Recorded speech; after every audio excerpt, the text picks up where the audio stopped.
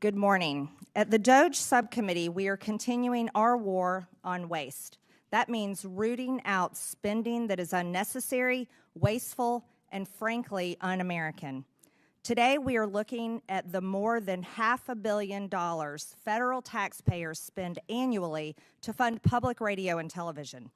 A big chunk of this subsidy flows to National Public Radio and Public Broadcasting Service. NPR and PBS are the big DC-based entities that create and distribute much of the news and educational content heard and seen on public radio and TV stations across the country. When Congress adopted the Public Broadcasting Act of 1967, it did so because it thought at the time that federal dollars were needed to provide objective news and education content to the entire nation, including rural residents who lived off the grid. Fast forward a few decades, and a lot has changed. The invention of the internet, for instance, and social media. It's made news and information widely available to those living in remote areas. Americans are increasingly consuming digital media and podcasts. The audience of public radio and television is declining. And I know this because I represent a rural district where farmers listen to podcasts and internet-based news while they drive their tractors. At the same time, NPR and PBS have increasingly become radical left-wing echo chambers for a narrow audience of mostly wealthy, white, urban liberals and progressives who generally look down on and judge rural America. PBS News is not just left-leaning, but it is actively uses taxpayer funds to push some of the most radical left positions, like featuring a drag queen on the show Let's Learn, a show targeted toward young children ages 3 to 8 years old. I want you to know I grew up watching children's programming on PBS. And as a mother who raised 3 children, I felt confident that I could leave the room while my own children were watching children's programming on PBS. But I can tell you right now, Ms. Kerger, specifically, as a mother, if I had walked in my living room or one of my children's bedrooms and seen this child predator and this monster targeting my children, I would become unglued. And that is how most parents feel all over this country. This is not the only example of them sexualizing and grooming children. They've been doing it for over the last decade. In 2015, PBS produced Frontline, put out a documentary, Growing Up Trans, that takes viewers on an intimate and eye-opening journey inside the struggles and choices facing transgender kids and their families. This means that PBS is one of the founders of the trans child abuse industry, all while taking taxpayer money.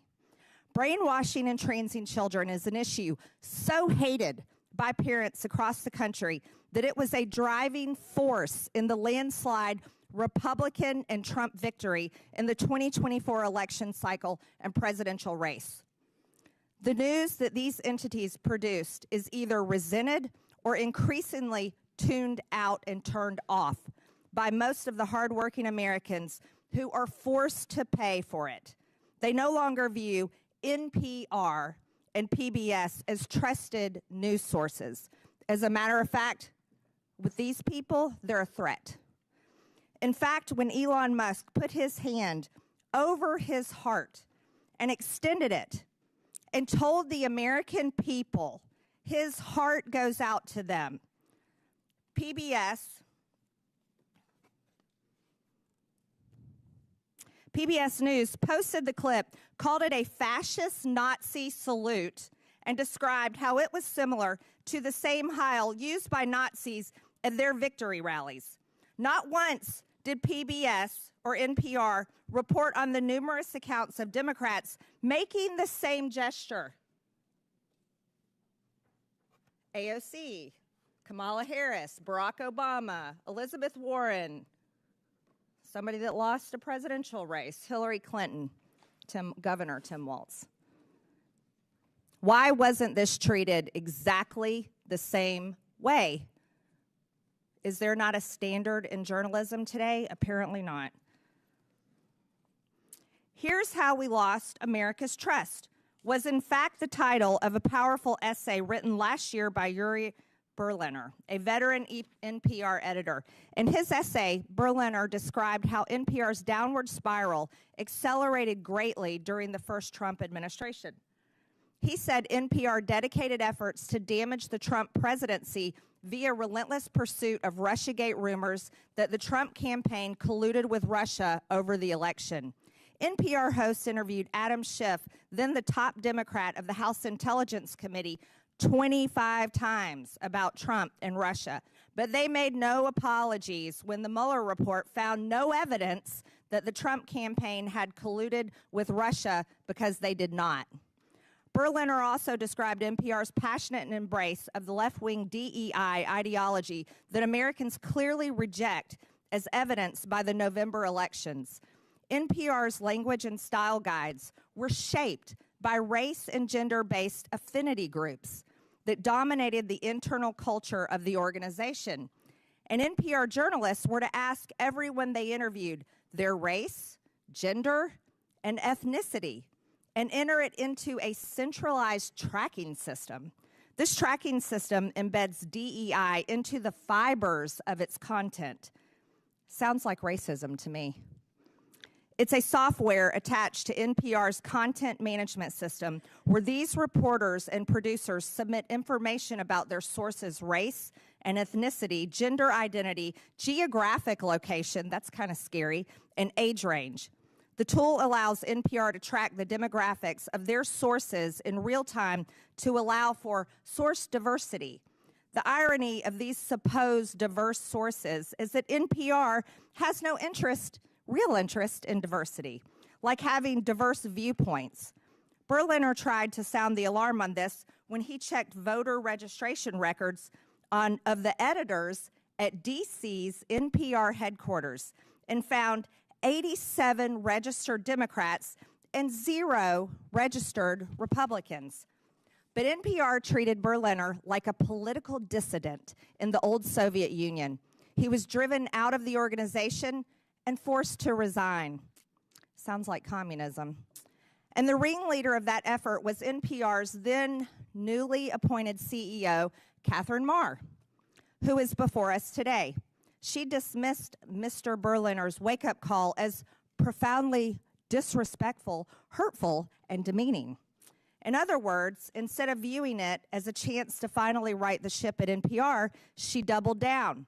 In doing so, she made it clear how any further internal dissent would be dealt with on her watch.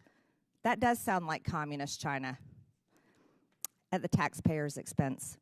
And no one should be surprised. NPR installed her in the top job after Ms. Maher was firmly on record with a litany of public comments and social media posts displaying her ultra-progressive views, her scorn for free speech, and her fondness for censorship. So now it's up to Congress to determine if Americans are going to continue to provide her and the organization that put her in charge willingly, after they knew these things, with taxpayer funds to continue to pursue their progressive, or rather communist, agenda. For far too long, federal taxpayers have been forced to fund biased news. This needs to come to an end, and it needs to come to an end now. So I am glad Ms. Maher and Ms. Kerger accepted our invitation to show up today and be held accountable to the taxpayers. I look forward to them answering our questions in full public view and explaining to the American people why they think they deserve Americans' hard-earned taxpayer money. I request unanimous consent that Representative Jim Jordan from Ohio, Representative Ro Khanna from California, Representative Emily Randall from Washington be waived on to today's hearing for the purpose of asking questions. Without objection, so ordered.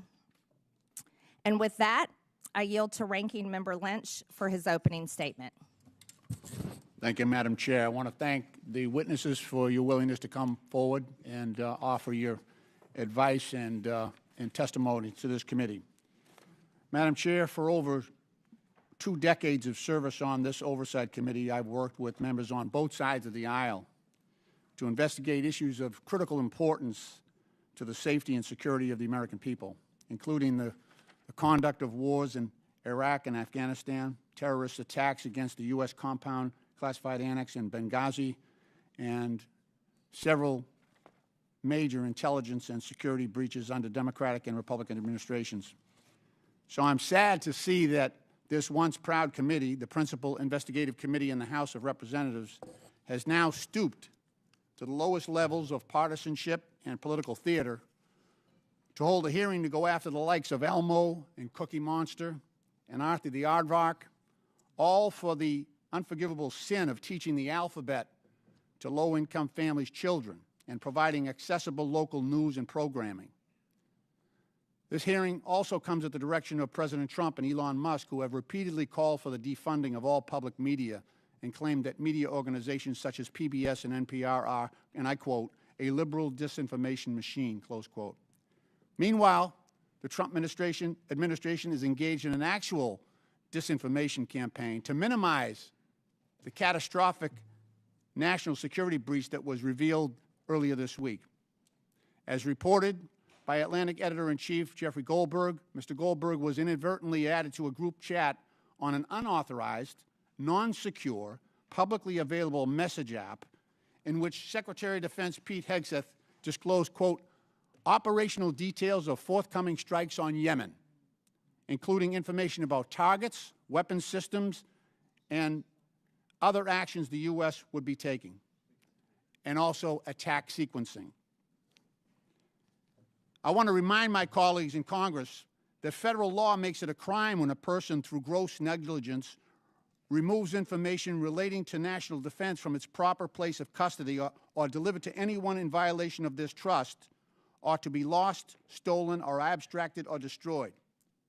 And what's more, if evidence shows that any of the parties who were in on that signal chat lied under oath in the Senate yesterday, Mr. Ratcliffe or Ms. Gabbard, for instance, then certainly conspiracy to conceal that breach would be far worse, where center or criminal intent is in evidence, and would be more likely to invite culpability and possible criminal liability. The Secretary of Defense would be subject to criminal prosecution, and it would be the responsibility of the U.S. Attorney General to prosecute that, but where a conflict exists, it might require a special prosecutor. This security breach severely compromised the safety of American troops in advance of imminent U.S. operations and airstrikes against Houthi rebel positions. It is well documented that the Houthi arsenal includes anti-aircraft capability, ballistic missiles, cruise missiles, rockets, and unmanned aerial attack drones. Mr. Goldberg, who was unwittingly elevated to the clearance level afforded to members of the Joint Chiefs of Staff, was also joined in the exposed group chat by Vice President J.D. Vance, Secretary of State Marco Rubio, and National Security Advisor Mike Waltz, and other senior members of President Trump's national security team. This committee should be questioning every single one of them as to why they were using an unapproved, unsecure messaging app to conduct sensitive, classified discussions about military operations in which our sons and daughters in uniform are being sent into battle. One of the participants was actually sitting in Russia, using an unsecure app. And every member of this committee knows what that means. We've all been advised about which apps are secure and insecure and when it is appropriate to engage in non-critical discussions. As former chairman of our subcommittee on national security, I recall a time when just the potential for a security breach that could expose American troops and intelligence personnel to unnecessary danger would immediately trigger hearings and bring this committee to a lather on both sides. But you can bet we won't be touching this issue. because today the controlling House majority is afraid to do its job. It is afraid to hold Trump and Trump's administration accountable. They would rather post up against Big Bird than deal with that issue. In reference to public media, Elon Musk recently asked, should your tax dollars really be paying for an organization run by people who think the truth is a distraction? Well, I would say about the same about the current administration and its proliferation of disinformation, from claims that Ukraine started its own invasion, to Secretary Heged's assertion that no one was texting war plans. You can read the text today because yesterday in the hearing they said it wasn't classified information. So you can actually go on the New York Times website and read the text that was discussed in advance of our military operations in Yemen. Madam Chair, if shame was still a thing, this hearing would be shameful. And I yield back the balance of my time.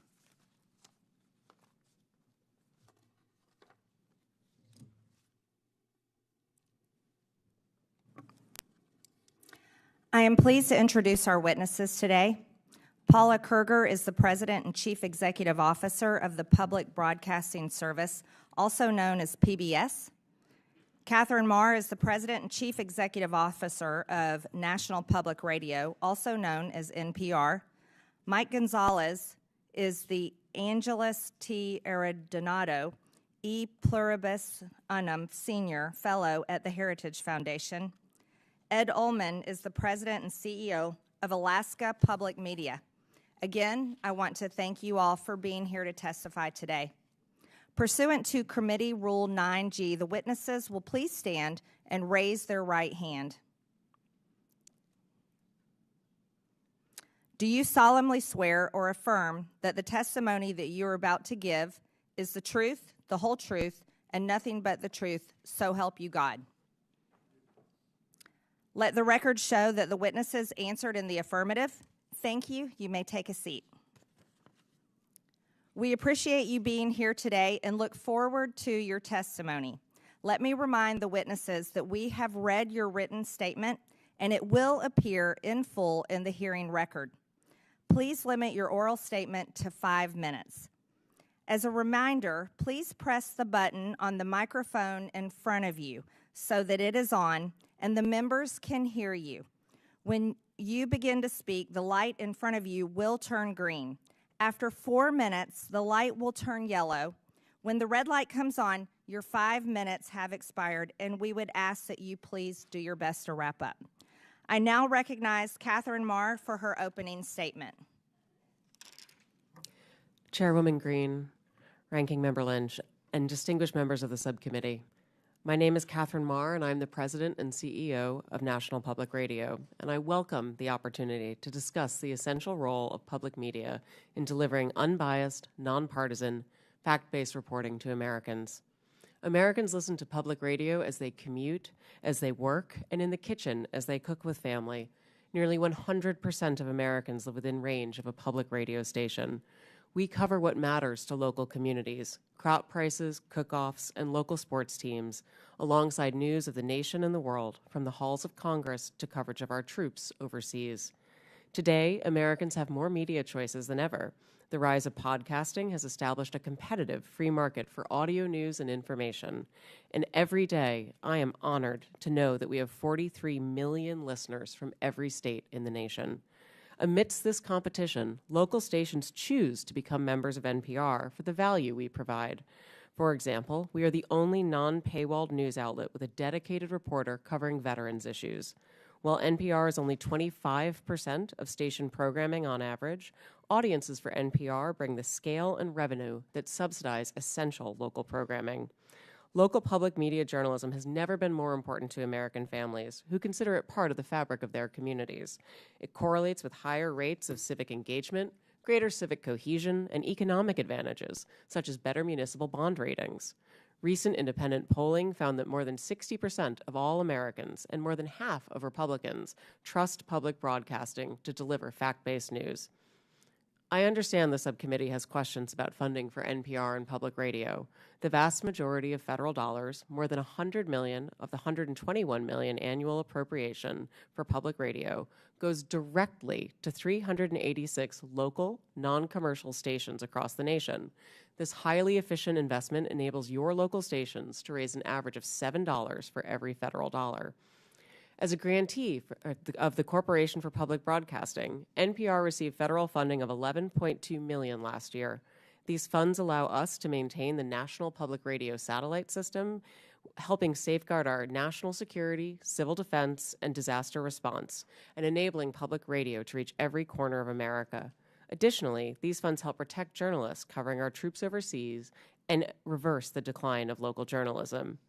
As a recipient of federal funds, it is our responsibility to answer legitimate questions about why public funds should go to NPR, whether we are truly committed to serving all Americans, and whether the institution is an effective steward of taxpayer dollars.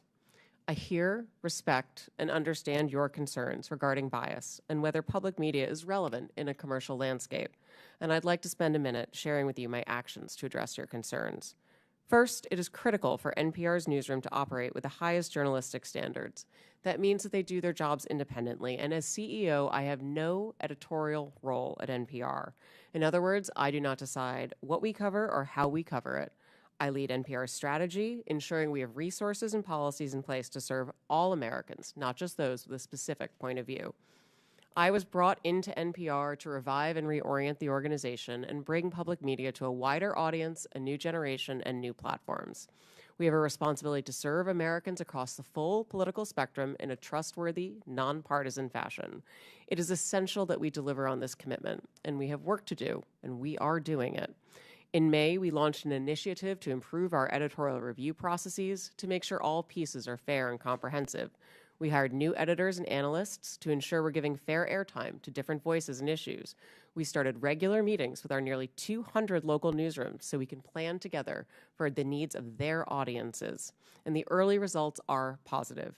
Our digital platforms, where we have the best data about our listeners, the political beliefs of our visitors mirror the makeup of the country across the ideological spectrum, and we're seeing growth in readers and listeners. I joined NPR because I believe that our strong and dynamic nation deserves great public media for all.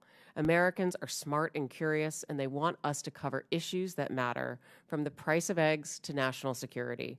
It's our job to deliver truthful facts and information so citizens can make up their own minds. I believe Americans voted for a transformative administration, and it is our responsibility to cover that transformation fairly, with integrity and tenacity. I have been CEO for 1 year and 1 day. I have made changes to leadership and planning, invested in editorial integrity, committed to expanding our audiences and our relevance for all Americans. While we have taken significant steps in the right direction, the journey can't be completed overnight. Given the support that 75% of Americans have for public media, I ask Congress to give us the opportunity to continue to serve the American public. I will invite you to listen with a fresh ear, and to that end, our newsroom invites you to join us on air, and I welcome your questions. Thank you, Ms. Maher.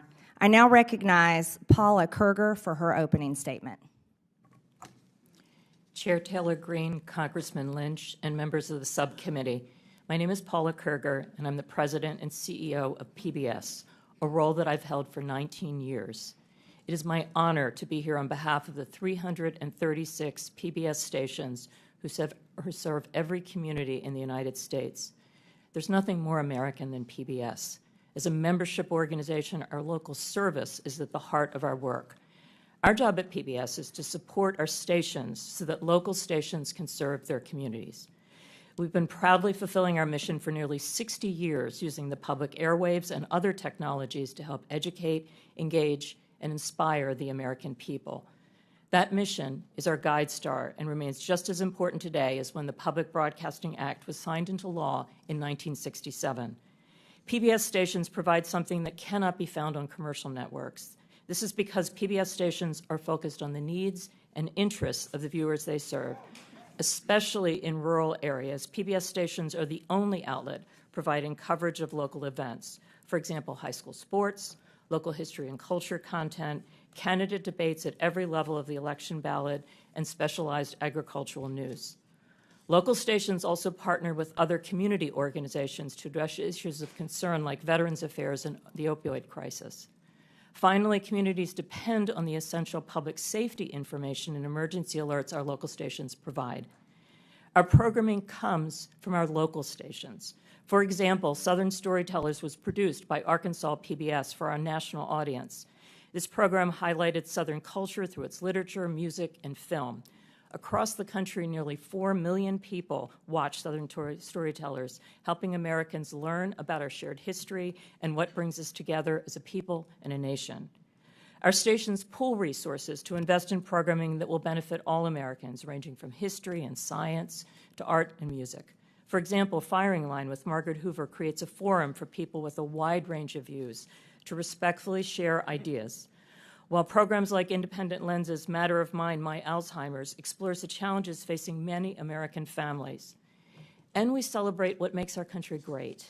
A Capitol Fourth and the National Memorial Day concert honor our nation's ideals, our service members, and our veterans. Looking ahead, we will mark our nation's 250th birthday with the Landmark Initiative, headlined by a new major series from Ken Burns, The American Revolution. Our educational programming for children is one of the most important aspects of our service to the American people. I strongly believe that the programming we offer to prepare children for the future is the most essential work that we do. Today, more than half of all preschool-age children are not enrolled in pre-kindergarten programs. Our content has helped tens of millions of children prepare for success in school and in life with free programming that is available everywhere children are, on air, online, and in the classroom. Our educational programming is backed by scores of research studies showing that our programs like Daniel Tiger's Neighborhood and Super Y help kids develop essential skills like reading, math, and problem solving. We are proud that nearly 9 out of 10 families agree that PBS is the most trusted, safe, and educational media brand for children. Because our programming is free and universally available, we are able to reach more low-income families than any other media company. In fact, our viewers overall reflect the wide variety of communities we serve.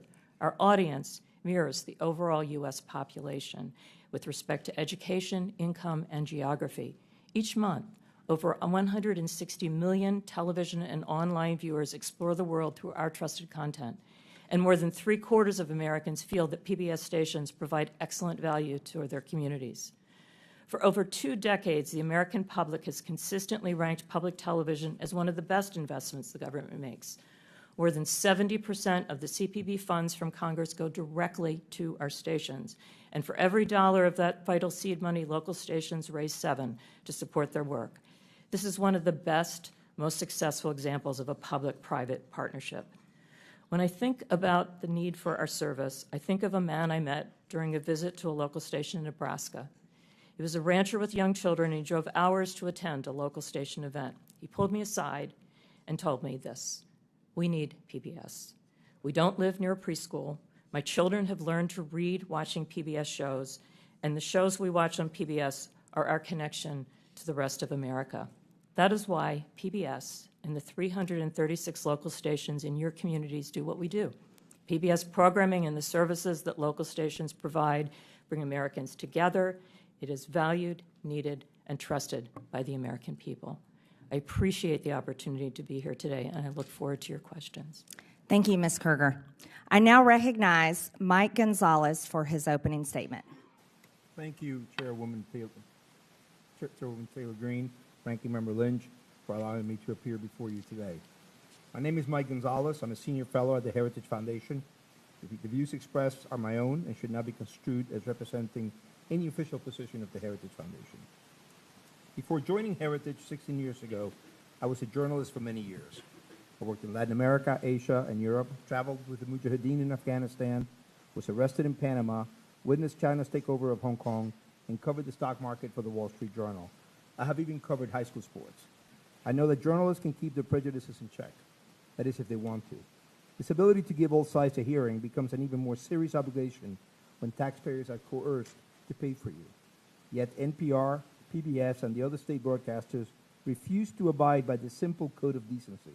For decades, they've asked for more money while telling conservatives to get lost. But the nation today is in a very different place, with $36 trillion in debt And more importantly, we're seeing not just a shift in our cultural vibe, but a shift in societal paradigms. Through their egregious bias, NPR and PBS have violated the public trust. Public media needs to be defunded, and the CPB needs to be dissolved. It's a matter of simple fairness. Multiple arguments can be made. I will list just a few. We're deeply in debt. Number two, the arrangement is unfair to private sector media competitors. Number three, public broadcasting was created with the promise that it would be educational. But now that thousands of competitors have come online, public media has become, as George Will says, like the human appendix, vestigial and purposeless. The funding is a regressive tax, an obnoxious wealth transfer from working families to the affluent. But the ultimate factor is the broadcaster's unforgivable political bias. What we have today is a circular, undemocratic relationship. Democrats unanimously vote for more and more money for public media, and in exchange, public media heavily tips the scale in their favor. It is a nice arrangement for them, but it must end. NPR's and PBS's foolhardy embrace of progressive views and constant denigration of conservative ones is quantifiable. Thank you. I referred you to my written testimony. Besides my own examples, I cite the research of Tim Graham, as well as NPR veteran Yuri Berliner, who says, quote, an open-minded spirit no longer exists within NPR. Rather than pause and reflect, NPR instead chose to circle the wagons and assassinate Berliner's character. This is part of a pattern. In 2010, NPR fired Juan Williams and vilified him as a psycho after he dared to flout the network's progressive orthodoxy. The people running NPR remain, in Mr. Williams' words, an insulated cadre of people who think they're right and who have a hard time with people who are different. They went completely off the rails when Donald Trump was elected in 2016. Coverage, quote, veered towards efforts to topple the Trump presidency, Berliner said. NPR hitched its wagon to the false claim that Russia had colluded with the Trump campaign. It also refused to cover the Hunter Biden lab story. After the 2020 riots, NPR firmly sided with those who affirmed, without a shred of evidence, that America is an oppressive society gripped by systemic racism. NPR and PBS even justified looting. Rather than use journalism as a truth-seeking tool, NPR and PBS distorted journalism to further a political agenda. Yamich Alcindor, the liberal activist that PBS hired to cover the White House, routinely used the platform to make unsubstantiated allegations against President Trump. President Biden, she presented as, quote, a moral and decent man, unquote. Or consider Katherine Maher's appointment as NPR CEO. Her long record of comments leave zero doubt that she's not only a committed progressive, but someone whose disdain for free expression disqualifies her from being anywhere close to the levers of power at a media institution. And what does she think of President Trump? He's, quote, a deranged, racist sociopath. Ms. Maher is an American. She's entitled to her views. The question is whether NPR is entitled to appoint her as CEO and then ask conservatives to just pony up. Public media's main argument now is that it is essential for weather emergencies in hard-to-reach places and that without public money, local news will cease to exist. But over 98% of Americans today have a mobile phone. Even Alaska, one of our most isolated states, has high levels of internet penetration. As for the claim that the taxpayer is the last available business model for local news, NPR and PBS are asking us to believe something laughable, that the government can fund a media structure that actually keeps the government in check. I urge you not to try to mend public broadcasting. End it. Thank you very much for your attention, and I look forward to your questions. Thank you, Mr. Gonzalez. I now recognize Ed Ullman for his opening statement. Madam Chair, Ranking Member, and distinguished members of the subcommittee, it is an honor to be here today. My name is Ed Ullman. I'm the President and CEO of Alaska Public Media. The people of Alaska rely on public media to provide free, universal access to essential services in public safety, education, and community connections.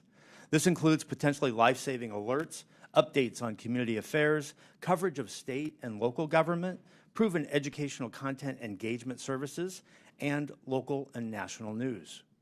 In many parts of Alaska and communities throughout the country, public media is often the only locally operated, locally controlled broadcasting service. We are more than nice to have. We are essential, especially in remote and rural places where commercial broadcasting cannot succeed. We provide potentially life-saving warnings and alerts that are crucial for Alaskans who face threats ranging from extreme weather to earthquakes, landslides, and even volcanoes. Nationwide, our public television interconnection system supports the PBS Warning Alert Response Network, a critical pathway for the distribution of wireless energy emergency alerts to cell phones. Public television pioneered datacasting technology to enable public safety officials to communicate with each other without the need for broadband or cell service.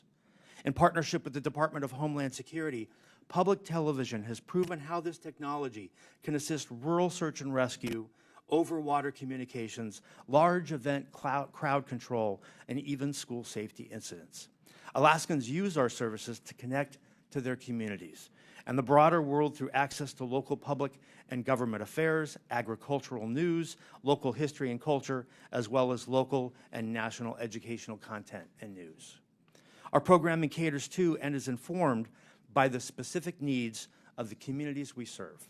Just to give a few examples, Indie Alaska, an award-winning series of documentaries, captures Alaska's people, places, and their unique stories. Alaska Insight is a weekly public affairs program that moves the conversation beyond the headlines and right into Alaska's communities. Our radio station hosts Alaska's only statewide call-in programs, Talk of Alaska and Line 1, Your Health Connection. We reach across Alaska with these essential free services through a statewide network consisting of 4 TV channels and 1 radio station. We coordinate the only statewide news network, which includes 27 independent radio stations across Alaska, and we operate the Alaska Rural Communications System, which provides free over-the-air television and radio programming to 100 rural communities. Alaska Public Media is one of more than 360 locally controlled and operated public television stations and over 1,000 public radio stations throughout the country that provide critical services to address the broad range of interests and views of our local communities. These stations collectively reach nearly 99% of the American public, regardless of zip code or income level. This nationwide service would not be possible without federal support. Today, over 70% of the federal funds for the Corporation for Public Broadcasting go directly to stations just like ours. Our system leverages this crucial seed money 7 times over in highly efficient public-private partnerships. Reducing or eliminating federal funding would be devastating and could cause the closure of many stations, especially the most rural and remote. Our highest costs come from maintaining broadcast and IT infrastructure, local programming, and community engagement, all of which would be in serious jeopardy without federal funding. Cuts to our national partners, PBS and NPR, would have a similar impact, particularly in small and rural markets. The broad range of news and educational programming that we receive from these organizations is popular with Alaskans. Without this national content, we would receive less local support, endangering the local services we provide. This national local model efficiently leverages economies of scale and allows us to provide the unique mix of local programming and national content that Alaskans want. Congress's support for the mission of public broadcasting to provide every American access to free, non-commercial quality educational programming remains critical. It allows us to connect Alaskans with each other and with our neighbors in the lower 48, and to connect the nation with us. I urge Congress to maintain federal funding for public broadcasting to ensure that local stations around the country can continue to provide essential services to their local areas. I welcome your questions. Thank you, Mr. Ullman. I now recognize myself for 5 minutes of questions. Ms. Maher, your public statements and social media posts reflect left-wing ideology and blatant opposition to free speech. After all, you were the head of Wikipedia for many years, which is a platform that doesn't tell the truth. Let's walk through some of your statements so the public can understand your personal views. You said your fellow Americans just elected Donald Trump as president again this past November. You called him a deranged racist and sociopath. You posted on X that America is addicted to white supremacy. It's appalling. You've publicly chastised using the phrase boy and girl, which you said erases the language for non-binary people. There's only two genders, by the way. Ms. Maher, the federal funding that your outlet receives comes from all American taxpayer dollars, not just from your viewers who support such statements as these. Let me inform you, and that your federal funding is also paid for by the other half of the country, the 77 million Americans who voted for President Trump, someone you called a deranged, racist sociopath. Ms. Maher, many find your pro-censorship and anti-free speech views more concerning than your politics. The only speech you like seems to be speech that you agree with. In 2021, you called the First Amendment the #1 challenge in American journalism because it makes it hard to crack down on bad information. You said in a TED Talk that our reverence for the truth might be a distraction. You've also expressed support for deplatforming individuals you view as fascist. Who do you think should be charged with cracking down on so-called bad information? Is it NPR? Is it the government? Is it you, Ms. Maher? Congresswoman, Madam Chair, thank you so much for the opportunity to address this. I know. Do you is it up to you and NPR to crack down on bad information or decide the truth? Answer the question, yes or no, Ms. Maher. Absolutely not. I'm a very strong believer in free speech, and I believe that more speech. Your public statements say otherwise. Ms. Maher, in 2021, when speaking at an Atlantic Council event, you said that when you were CEO of Wikipedia, you took a very active approach to disinformation and misinformation. During the COVID pandemic and the 2020 election, you said you censored information through conversations with government. Which governments were those, Ms. Maher? The Biden administration, yes or no? Madam Chair, Wikipedia never censored any information. These are your public statements, Ms. Maher. Ms. Maher, are you familiar with Section 399B of the Communications Act? It prohibits non-commercial education broadcast stations, NCEs, from airing commercials on behalf of for-profit entities. The FCC recently opened an investigation into the underwriting announcements and related policies of NPR and PBS. Does NPR air commercials for for-profit entities, Ms. Maher? Yes or no? Madam Chair, we are in full compliance with the FCC's inquiry and will continue to cooperate. I remind you, you're under oath, and violations of the Communications Act comes with a fine up to $10,000 and possibly up to a year in prison. Does PBS air for-profit commercials, Ms. Kerger? We air underwriting announcements, and we believe we are in full compliance with the FCC, and we look forward to delivering the material required in this part of this investigation. We look forward to that, too. I'm assuming both of you are concerned about this, and that's why you brought so many attorneys with you today. Ms. Kerger, using taxpayer subsidies, PBS funded Independent Lens to make documentaries for part of your programming. In 2016, Real Boy was aired about a trans teen navigating adolescent sobriety and the ramification of his gender identity. In 2022, the same series aired Our League, in which a trans woman comes to her old school Ohio bowling league in a story about transition.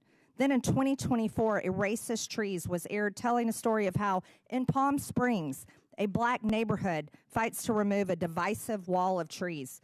Do you think PBS needs to fund ridiculous material such as this that the taxpayers are having to pay for? These are documentary films that are point-of-view pieces that are part of our primetime schedule for adults. And parents and adults don't trust that type of programming.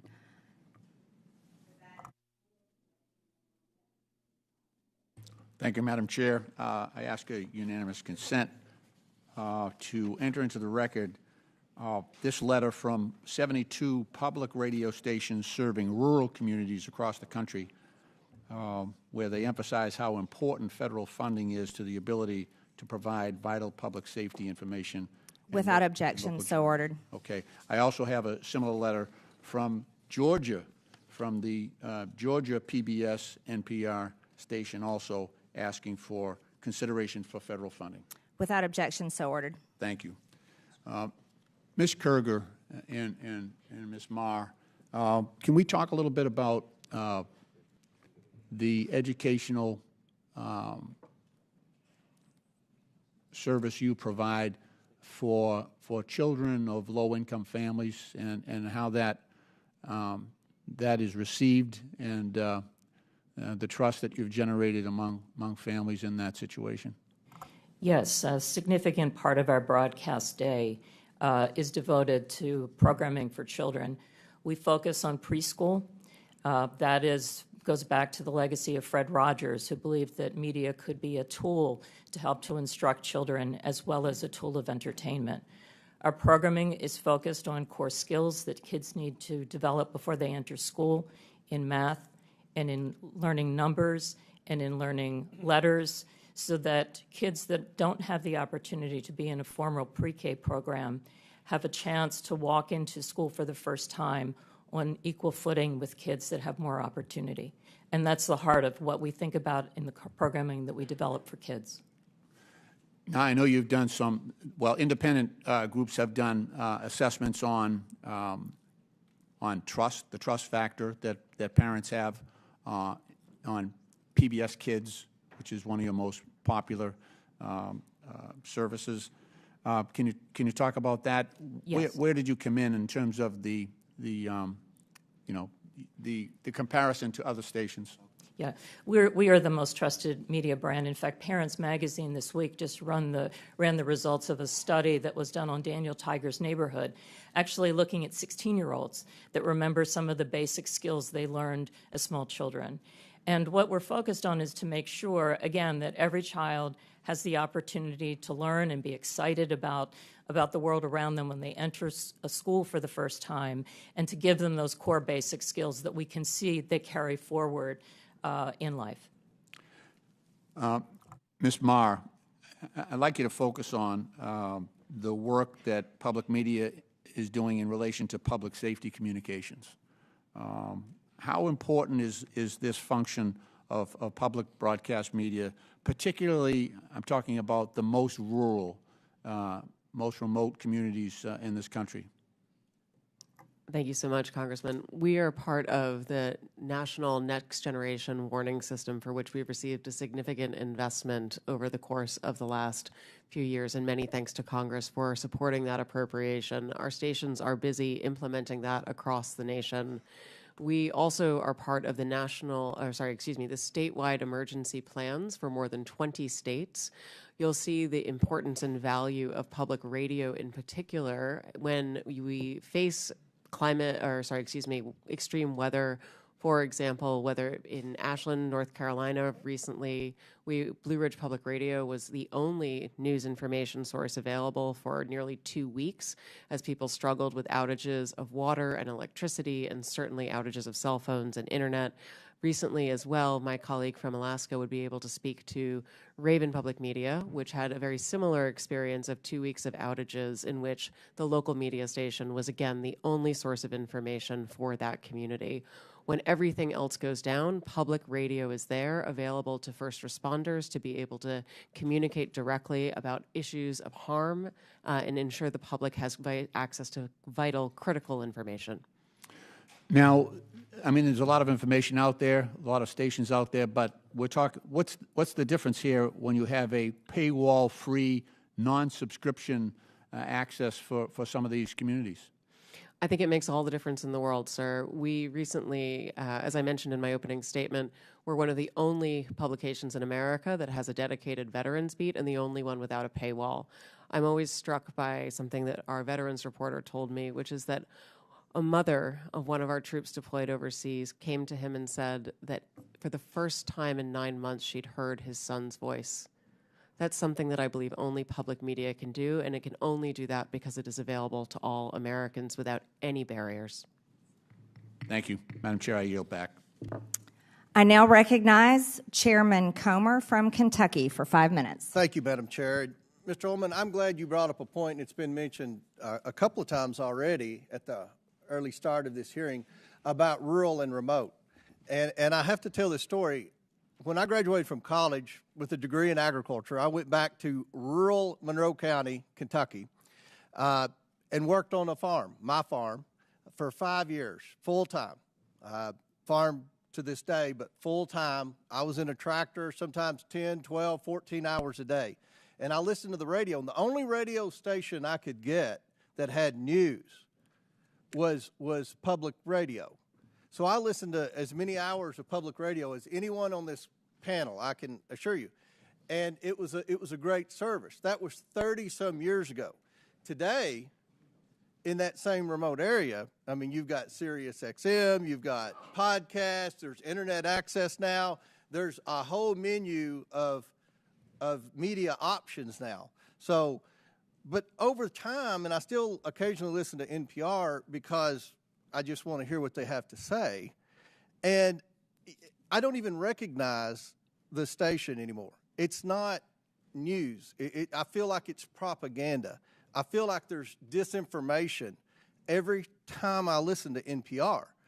And, you know, a media entity like MSNBC or Huffington Post that, in my opinion, consistently spews disinformation, they can do that. They're a private company.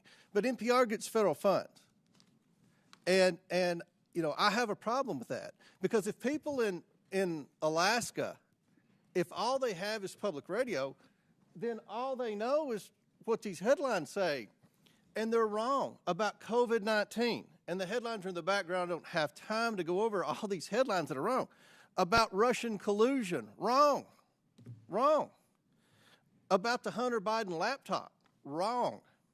And then there's a story about me. And part of what we went through on this committee during the Biden investigation, which, by the way, ended with Joe Biden's last act as President of the United States, pardoned his entire family preemptively for an 11-year period, which just so happened to be the 11-year period that this committee investigated the Bidens, that we had subpoenaed bank records. I don't think NPR reported about the pardons, but they reported a lot about how there was no evidence of any wrongdoing and things that just weren't true. In fact, there's a story, NPR, lawmaker leading Hunter Biden House investigation accused of owning a shell company. Well, that's me. Ms. Maher, are you familiar with that story that NPR wrote about me at the height of the Biden investigation when you all were disputing every aspect of our investigation that is 100% factual? We have hundreds of pages of evidence, hundreds of pages of bank records, hundreds of pages of emails. Do you remember the story that NPR wrote about me saying I had a shell company? Congressman, I was not at NPR at the time, and I'm unfamiliar with the story. Where do you get your sources on something like that? That's a very serious accusation because we're investigating a president and his family who had 28 shell companies. I have an LLC, had 5 properties in it. It's in my financial disclosure form. I've gone into great detail, given lots of interviews. But people that listen to NPR, they're totally disinformed on the truth. And you know, I have a problem with that because you get federal funds. And I do believe there was a role for public radio 30 years ago, maybe 20 years ago, maybe 5 years ago. But because of technology today, I don't think there's a role for public radio anymore. And I think you've abused the privilege that you had with receiving federal funds. Because these headlines here are not true. This is disinformation on some huge topics. Do you want to dispute anything that I said in the remaining 30 seconds? Thank you, Congressman. First of all, I want to recognize your concerns. One of the first things that I did in coming in May was to beef up our editorial standards. I directed my editor-in-chief, who, by the way, why is NPR even doing editorials? I'm should so NPR sorry. even do editorials? I don't mean editorial in terms of opinion editorial. Do you even need opinion? What does it matter with the opinion? If you're a federally funded entity that's supposed to provide the news, Can you not provide the news? Of course. Fair and balanced? Of course, Congressman. I mean, editorial standards for our journalism was to beef up our editorial practices, bringing in more editors to make sure that we have more points of view reflected in every story. I've engaged in a number of actions trying to address and my some of time's these expired. concerns. I've lost confidence in public radio. I don't think, Madam Chair, they should get a penny of federal funds. I yield back. Thank you, Mr. Chairman. I now recognize Mr. Garcia from California for 5 minutes. Well, thank you, Madam Chairwoman. I want to first begin by thanking all of our witnesses that are here today. I know that there's a lot we should be discussing right now at this hearing. We've, of course, had some pretty shocking security breaches that we're just learning about through a lot of our national security officials. We know that Pete Hegseth should be removed from office or should resign.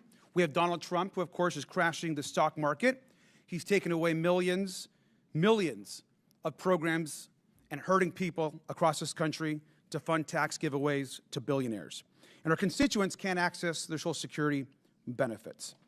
Now, I think actually Chairwoman Green supports everything that the Trump administration is actually doing. So instead of a serious hearing, we're here to attack NPR and PBS.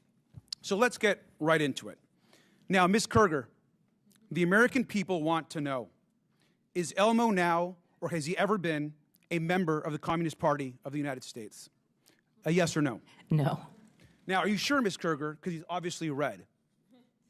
Well, he is a puppet, but no. Now, that's not all.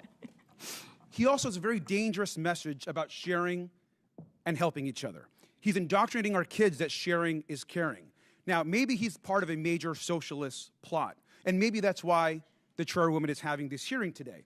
But let's talk about somebody else. Let's talk about Cookie Monster. Now, we know that Health Secretary RFK Jr. is coming out against fast food and baked goods. Are we silencing pro-cookie voters? Yes or no? Ms. Kerger. But cookies are a sometime food.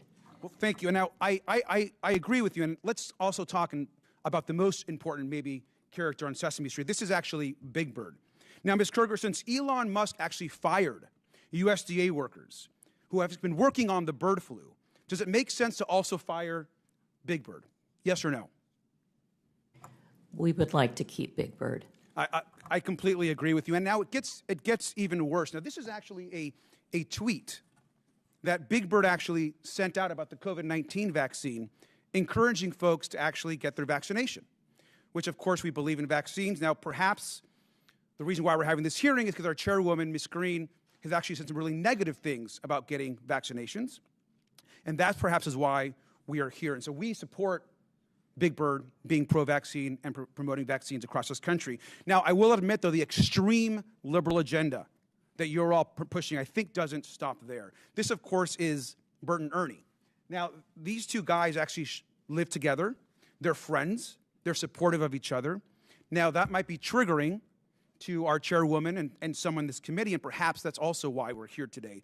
Ms. Kerger, an important question. Are Bert and Ernie part of an extreme homosexual agenda? No. Thank you, Ms. Kerger, and thank you for being a good sport. Now, I'm obviously using some humor here, but the fact that we're sitting here today talking about defunding public television is actually not funny. At a time where we can't agree on basic facts, and while the free press is under attack, we need public media like PBS and NPR more than ever. A large majority of Americans say they trust PBS. And that's exactly why extremists are trying to tear it down. Public broadcasting is a tool for education, for emergencies, and a cherished part of our national fabric. We get huge benefits from a tiny federal investment. The majority and our chairwoman should drop this attempt to silence media voices they don't like. So the message, I think, today is very, very simple. If we're going to get rid of any puppeteers, we should get rid of the one that's actually controlling Donald Trump. Fire Elon Musk and save Elmo. And with that, I yield back. I now recognize Mr. Cloud from Texas for 5 minutes. Thank you, Chairwoman. NPR fancies itself as a nonpartisan news outlet, public information outlet. Even says that we should consider all things. All things are considered, yet their history of political bias has shown that there are a number of things they have not considered. They asked us not to consider that the Hunter Biden laptop was real.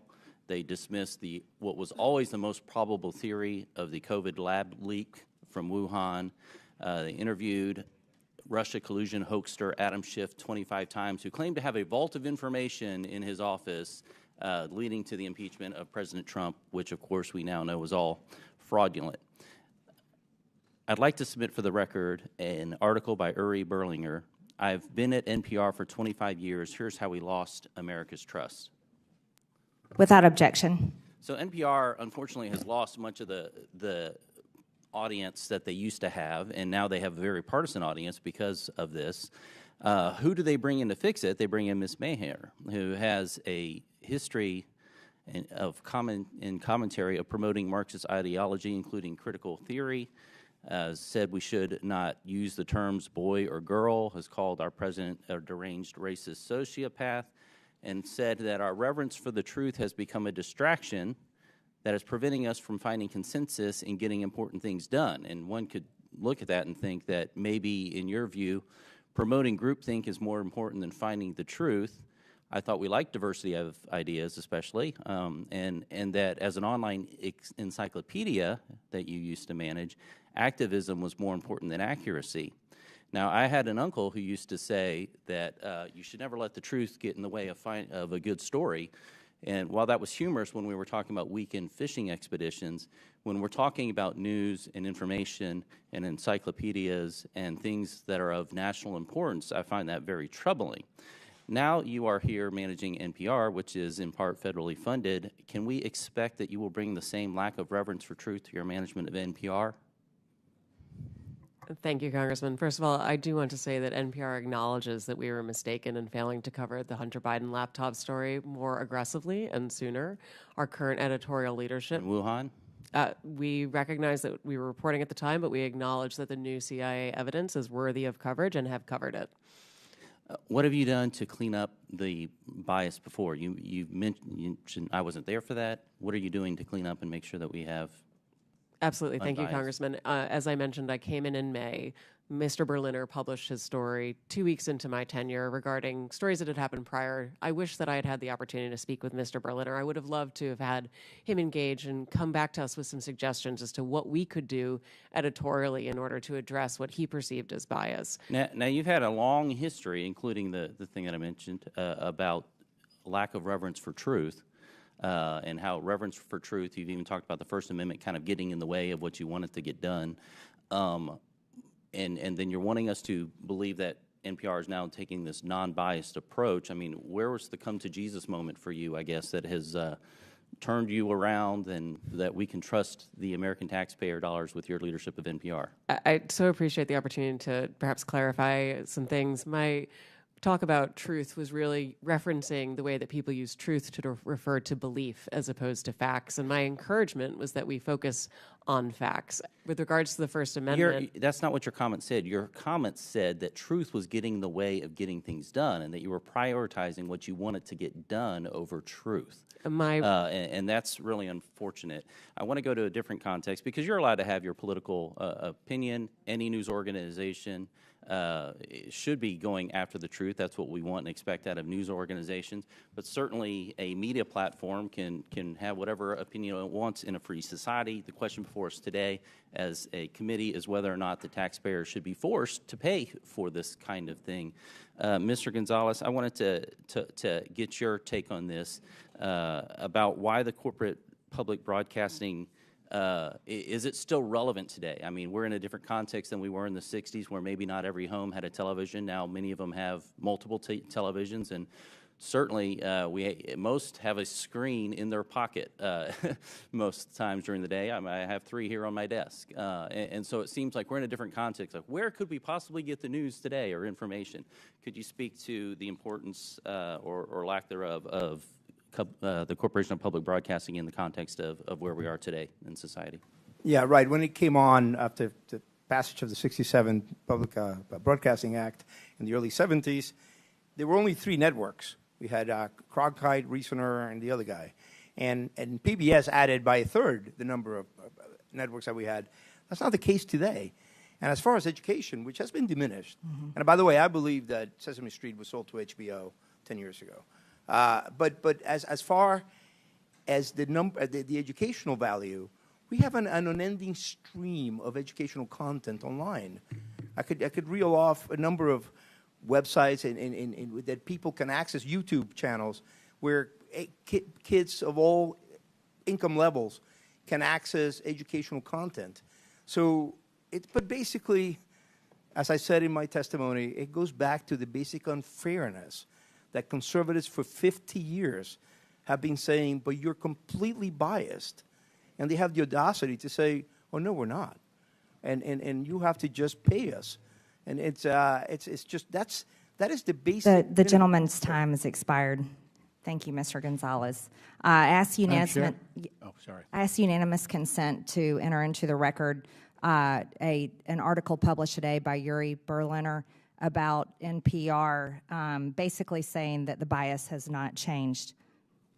Madam Chair, I also have a unanimous consent request from the members who are at Mr. Grijalva's funeral mass this morning, asking to submit into the record this letter of support for federal funding from WKMS, Without objection, so ordered. Which is Kentucky Radio, which is where Mr. Comer wrote his Without objection, so ordered. tractor. Thank you. I now recognize the gentleman, Mr. Kassar from Texas, for 5 minutes. Good morning. Mr. Gonzalez, you wrote the proposal to defund NPR, PBS, and public broadcasting for Project 2025. Can you answer a few questions for me? How many millions of dollars a month do taxpayers spend for Daniel Tiger to play golf? I have no idea who. The answer is none. Okay. To your knowledge, has Miss Piggy ever been caught trying to funnel billions of dollars in government contracts to herself and to her companies? That's a silly question. Well, the answer is no. How about Arthur the Aardvark? Has he ever fired independent government watchdogs who are investigating his companies? The answer is no. Madam Chair, I'm told we're here to talk about government efficiency, but Daniel Tiger has not blown $10 million of taxpayer money to play golf with his friends, but Donald Trump has, just at the beginning of his administration. Miss Piggy hasn't been caught funneling billions of dollars in government contracts to herself, but Elon Musk has. And Arthur has not fired independent government watchdogs investigating him and his companies, but Elon Musk has fired at least 5. So once again, my Republican colleagues are dragging in a scapegoat, this time PBS and NPR, to try to distract from the fact that Trump and Musk are robbing working people. It's Sesame Street that's making things expensive. It's Mr. Rogers that's blowing taxpayer money. It's listeners like you. It's absurd. The total funding for public broadcasting is just 1/6 the amount that Elon Musk's companies make off of the government every single year. But you will not see Elon Musk being grilled by this committee. I've seen a lot, but pointing the finger at Elmo to cover for Elon Musk might be a new low for Miss Marjorie Taylor Greene's committee. I don't think Americans are buying it. Here's what I think we should be having a hearing about. After Trump and Musk took over the government, reporters noticed that the State Department was trying to funnel $400 million taxpayer dollars to Tesla. The State Department said it's an old contract, no news here, but because of a brave whistleblower and an NPR reporter, they exposed the corruption and the lies. Madam Chairwoman, if we want to look into waste, fraud, and abuse, why not look into that? Elon Musk, who's running cabinet meetings, who's running the White House, was trying to funnel money to himself. So let's stop investigating Cookie Monster and start investigating how the Trump administration lied about this and was trying to funnel money to their biggest political supporter. Maybe you're trying to defund NPR because they expose this kind of corruption. And if Republicans were serious about investigating waste, fraud, and abuse, my colleagues would admit that Big Bird is not the problem. Big tech is, big pharma is, big insurance companies are. Elon Musk's companies make billions, $3 billion a year off of government contracts. That's 6 times the money that goes to all of public broadcasting. Private insurers in Medicare Advantage overcharged taxpayers $83 billion just last year. That could pay for public broadcasting 160 times over. The $4.5 trillion tax cut for the ultra-wealthy that Republicans on this committee are trying to push through, that would pay for public broadcasting 9,000 times over. There is money to pay not just for PBS and NPR, but health care for every American, tuition-free trade school and community college for every American, to end homelessness on the streets of our cities. But my Republican colleagues don't want to talk about the corporate waste, fraud, and abuse because those corporations fund the Republicans' campaigns. So instead, they want to shut down educational programming for kids and their families, and they want to shut down local radio stations.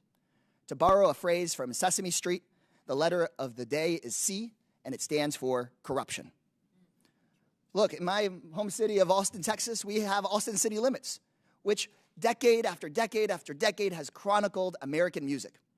And if they had a bad season and it was private TV, they just would have shut it down. And we wouldn't have had decade after decade after decade of Austin City Limits. That's the amazing thing about public broadcasting. I have a lot of public housing residents in the San Antonio side of my district, and when I talk to them and they hear about what's going on in Washington, D.C., they talk about Texas Public Radio. And I just heard my colleagues talking about educational programming for kids on YouTube. That stuff is loaded with ads. And also on other forms of private television, they're selling you and your kids stuff, making people feel bad. They're trying to make a profit off of you. That's why I got sat in front of Mr. Rogers, because you got to learn something and they weren't just trying to sell you junk. It's better for our kids, it's better for our families, and we should actually be supporting public broadcasting instead of this stuff. Madam Chair, leave Elmo alone. Bring Elon in for questioning instead. I now recognize Mr. Timmons from South Carolina for 5 minutes. Thank you, Madam Chair. I want to thank the witnesses for being here today. I'm going to begin by saying this. We don't want to shut down NPR or PBS, but we have $36 trillion in debt, and we have run a $1.8 trillion annual deficit, and we are scouring all government spending, not just Democrat priorities, but Republican priorities too. We're going to be going through the defense budget. We're going to be making sure that we are spending our taxpayer dollars wisely because we have an existential threat.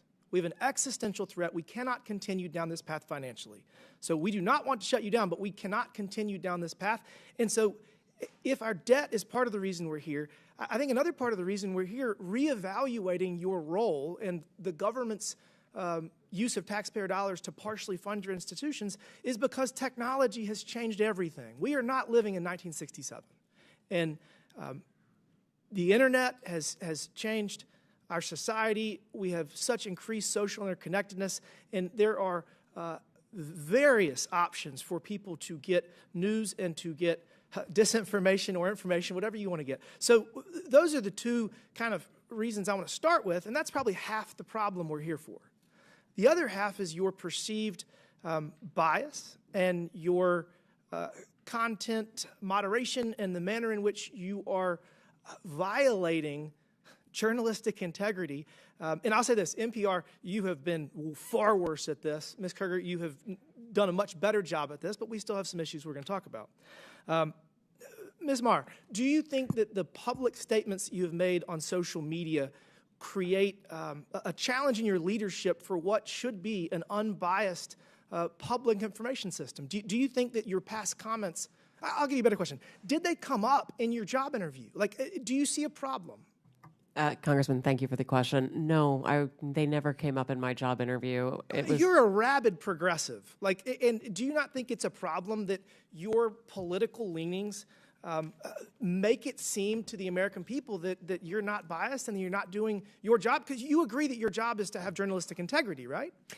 Absolutely, but there is a strong firewall between the newsroom and anything that I Let's do. talk about the newsroom. You have 87 registered Democrats, not a single Republican in your editor board. So, I mean, how does that work to give us the perception that you're doing your job of actually delivering unbiased information? Well, I would agree with you that number is a concern if it is accurate. I do believe that we need to have journalists who represent the full breadth of the American society so that we can report well for all Americans. Well, I think that you are failing. I realize you've only been there for a year, but I just really think that while it is a small portion of your budget, you very much should expect to restructure your revenue streams, because I don't think that NPR is necessarily worth saving. And I'm going to go on to Ms. Kerger. I will say this. You have been very professional, and you have been there for decades, and I think that you've done a fairly good job over your tenure. But I want to ask you a very simple question. In retrospect, do you think that it was inappropriate to put the drag queen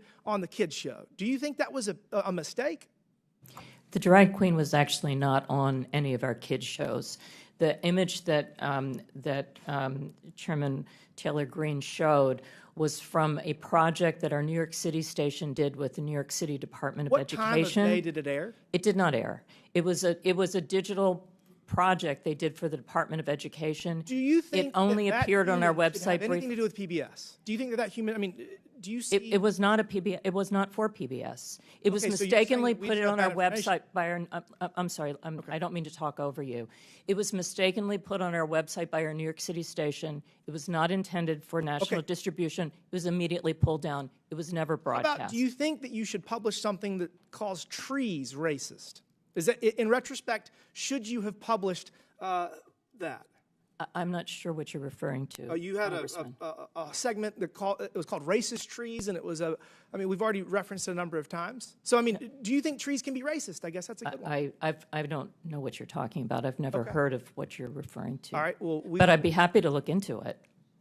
I guess, last, do you think that it's appropriate to expose children to issues of transitioning? Do you see a problem with that? Is that something you should avoid? That is not anything on any of our children's programs at all. Ms. Kerger, you have done a far better job here today, and we're going to continue to have this conversation. But again, we have $36 trillion in debt, and we're trying to figure out how to make sure that our kids and our grandkids have an opportunity at the American dream, because if we don't change course financially, they won't. Thank you. I yield back. Thank you. I now recognize the gentlewoman from Texas, Ms. Crockett, for 5 minutes. Thank you so much. It should not be surprising that the president is doing everything possible to make it more difficult for the media to hold him accountable and for the public to be informed about his reckless and illegal behavior. Yet here we are. The Republicans have actually organized this goofy hearing to try to convince the American people that PBS and NPR are, quote, domestic terrorists, or domestic threats, my apologies, not the incompetent, unqualified Secretary of Defense who's texting war plans to journalists. But it's y'all, PBS and NPR, the American people are supposed to be worried about. You can't make this up.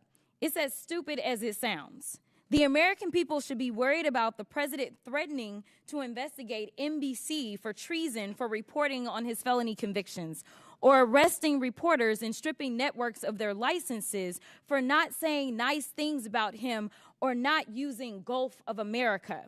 The Republicans' witness, Mr. Gonzalez, went so far as to suggest that because NPR and PBS reported on the murder of George Floyd, they, quote, represent a danger to our physical health as well as to civic health of our body politics. Ms. Maher, do you think reporting on the murder of George Floyd and highlighting instances of systemic racism is a domestic threat to America? Thank you, Congresswoman. I believe it's our responsibility to report on all issues of interest to the American public. Thank you so much. Ms. Kerger, what about you? I agree. I think it's important for us to report on the important news of the day. So let's talk about the critical role of public media. During his first term, President Trump's own Department of Homeland Security highlighted the importance of public broadcasting's role in public safety. In 2018, his administration stated, quote, PBS and local public television stations play a crucial role in protecting communities by delivering essential information to individuals and first responders. These benefits are all made possible by public broadcasting stations' unique reach, reliability, and role across America, and are especially vital in rural and underserved areas. Madam Chairwoman, I would ask unanimous consent. I seek unanimous consent to enter into the record the 2018 Without report. objection, so ordered. And Madam Chair, I also seek unanimous consent to enter into the record the 2019 report titled Modernizing the Nation's Public Alert and Warning System from Trump's... Without objection, so ordered. In the report, FEMA encouraged, quote, the use of public broadcast capabilities to expand alert, warning, and communication capabilities to fill gaps in rural and underserved areas. Mr. Ullman, what's a more significant domestic threat, reporting the murder of George Floyd or dismantling most of America's emergency communication systems? Can you please repeat the question for me, Congresswoman? Which one is more of a threat, reporting the murder of George Floyd or dismantling most of America's emergency communication systems? Dismantling the emergency systems. And isn't it true that in Barrow, Alaska, is the only, isn't it true that KBRW-AM in Barrow, Alaska is the only broadcast service available in an area of more than 90,000 square miles? That is correct. It's also the North Slope, where the majority of all the oil production that comes from Alaska takes place. Thank you so much. And isn't it true that without these stations' broadcast, Americans in rural communities would lack access to life-saving information and public safety alerts? That is correct. So in your opinion, would eliminating funding for stations in rural America like WNGH, Channel 18, and the Chairwoman's District hurt Americans? It would hurt Americans, yes. In fact, Georgia Public Broadcasting serves as the official distributor of evacuation route information during state-ordered evacuations, and the chairwoman is here advocating to strip their funding. Look, the DOGE agenda isn't about government efficiency. It's about breeding corruption at the expense of the safety of the American people, particularly Americans living in rural or remote parts of the country. They don't care about public safety. They don't care about emergency management, and they don't care about free speech, all of which are harming American people. In fact, I'm going to skip off real quick because they have tried to come for you, Ms. Maher, and I just want to clarify, you did not work for NPR when those statements were made, did you?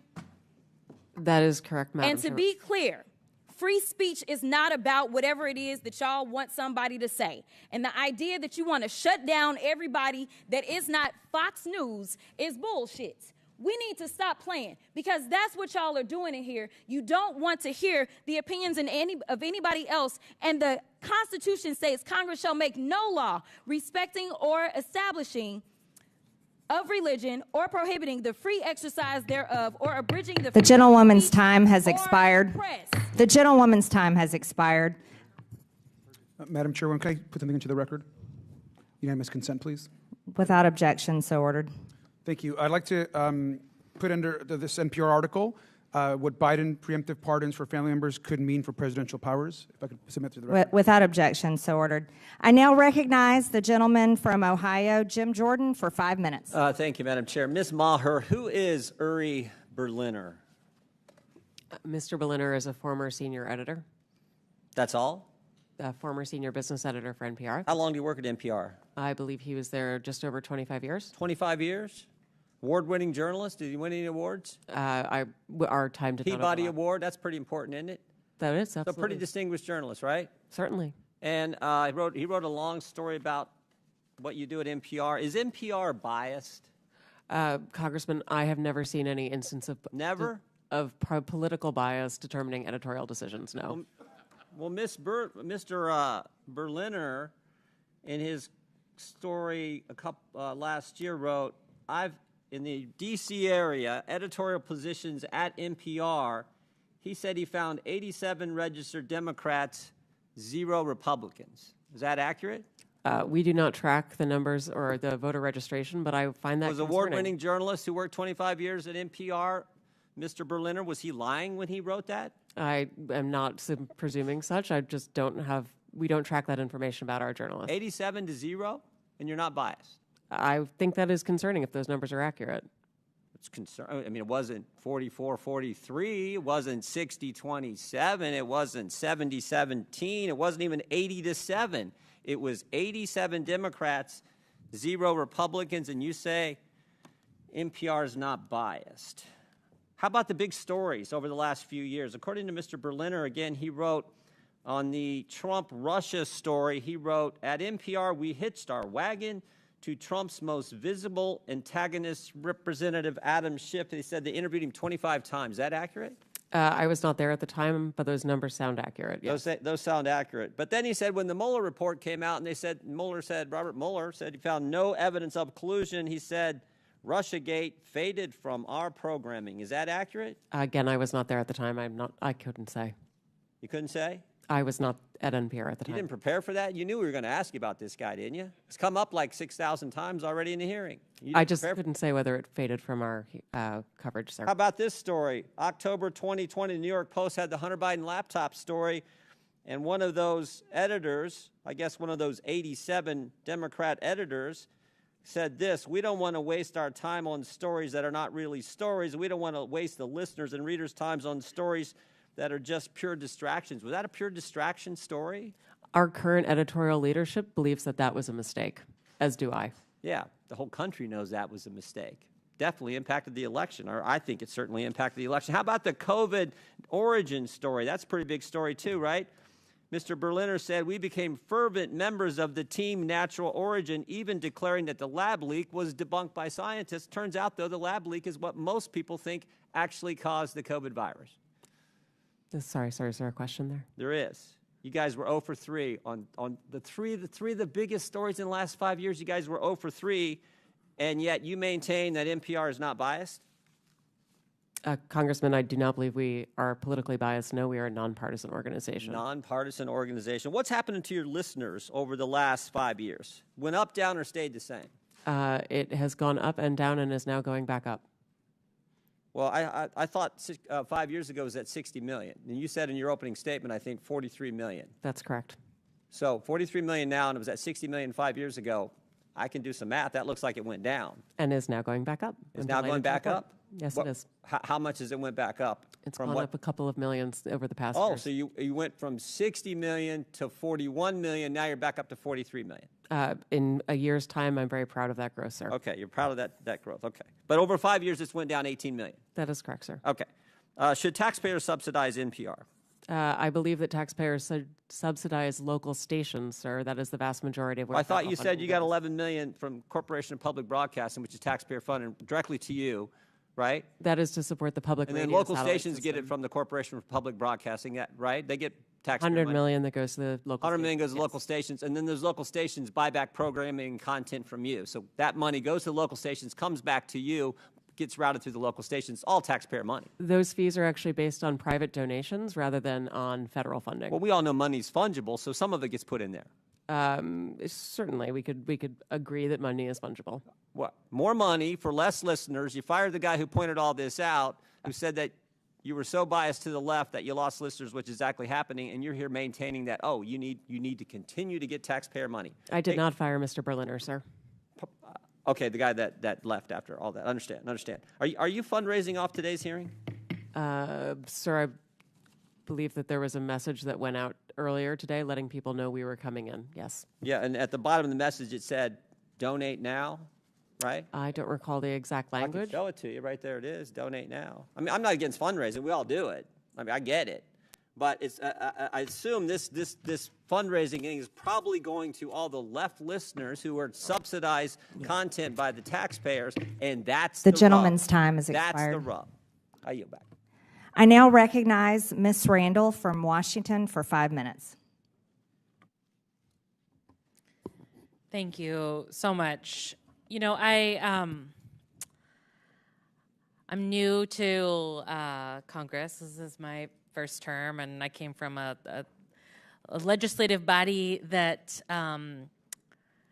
didn't have quite as heated debates in our committees, and we're generally fairly welcoming to our folks joining us to testify. So I want to say thank you to all of you for taking the time out of your schedule to come and share your experience with all of us and with the American people. I'm grateful for your time and for the work that you do in service of your communities and neighbors.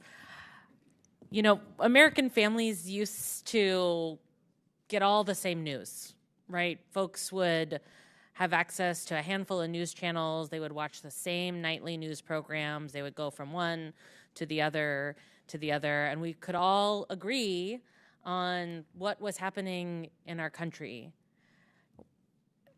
We all used to operate from the same baseline of information, but today it is no secret that we are operating in a much more diversified and fractured media environment. The content space, the use of AI-generated content, Americans now have to be able to discern for themselves whether something they are hearing is true or not. But investing in public media is a bedrock to our healthy, critically informed, and engaged public and our democracy. And I know that my colleagues on the other side of the aisle have argued over whether every piece of programming is in service of the public. But I also want to point out that, you know, in my fairly rural district, we have a lot of areas that aren't served by broadband. You know, a lot of folks who cannot easily access numerous podcasts while they are out working on their property. They, you know, have to maybe wait for something to download when they're at home using maybe even a wired internet connection, right? Like I'm in a dead zone for about an hour and a half as I'm driving from one city to another in my community. But public radio is broadly accessible. And it's important for, you know, folks counting on the weather report, for kids who are, you know, in pre-kindergarten who are watching Elmo and learning to count and do math. It's important for the young people who, you know, were home during COVID and were able to continue learning with the help of public broadcasting. I think we have a lot of problems in this country, a lot of problems that we should be tackling for regular Americans who are struggling to afford to live, to afford housing, to afford health care, to be able to live the lives that they dream of for themselves and their children. I think we've got some national security concerns that have been talked about a lot in this committee. But I think talking about defunding public broadcasting and public media is an egregious misuse of our time here. Mr. Ullman, when we talk about cutting funds for the Corporation for Public Broadcasting, we're talking about those local small stations that rely on that money. 70% of Corporation for Public Broadcasting funding goes directly to public radio. I know you've worked in Tacoma in the past. I kind of attest to how rural some parts of Western Washington are. It's not all Tacoma. What role do public media stations like NPR and PBS play in supporting local stations? What kind of programming do they provide? The local communities are at the heart of the work we do. As I shared in my opening remarks, we talk about the people and the places there. You bring up a memory of mine. Chehalis, Aberdeen, Hoquiam area, KBTC was the only public television station there. You know about the struggles that community was having over a decade ago, job loss, all kinds of terrible economic situations.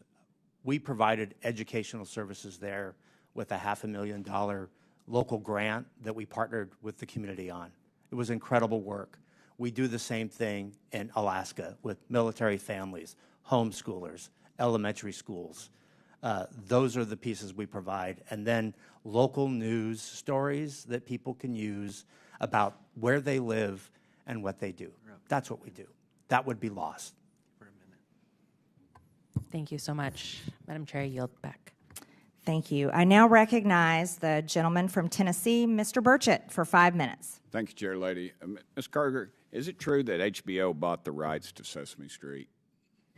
No, it did not. It developed Sesame Street entered an arrangement with HBO for a number of years. And it was a paid arrangement, correct? Yes, which allowed us to get the series for free during the period of that time. How much money was transacted during I don't know. Sesame Street is a private organization. It is separate from ours. Okay. Ms. Maher, what about Lee Greenwood's God Bless the USA is propaganda?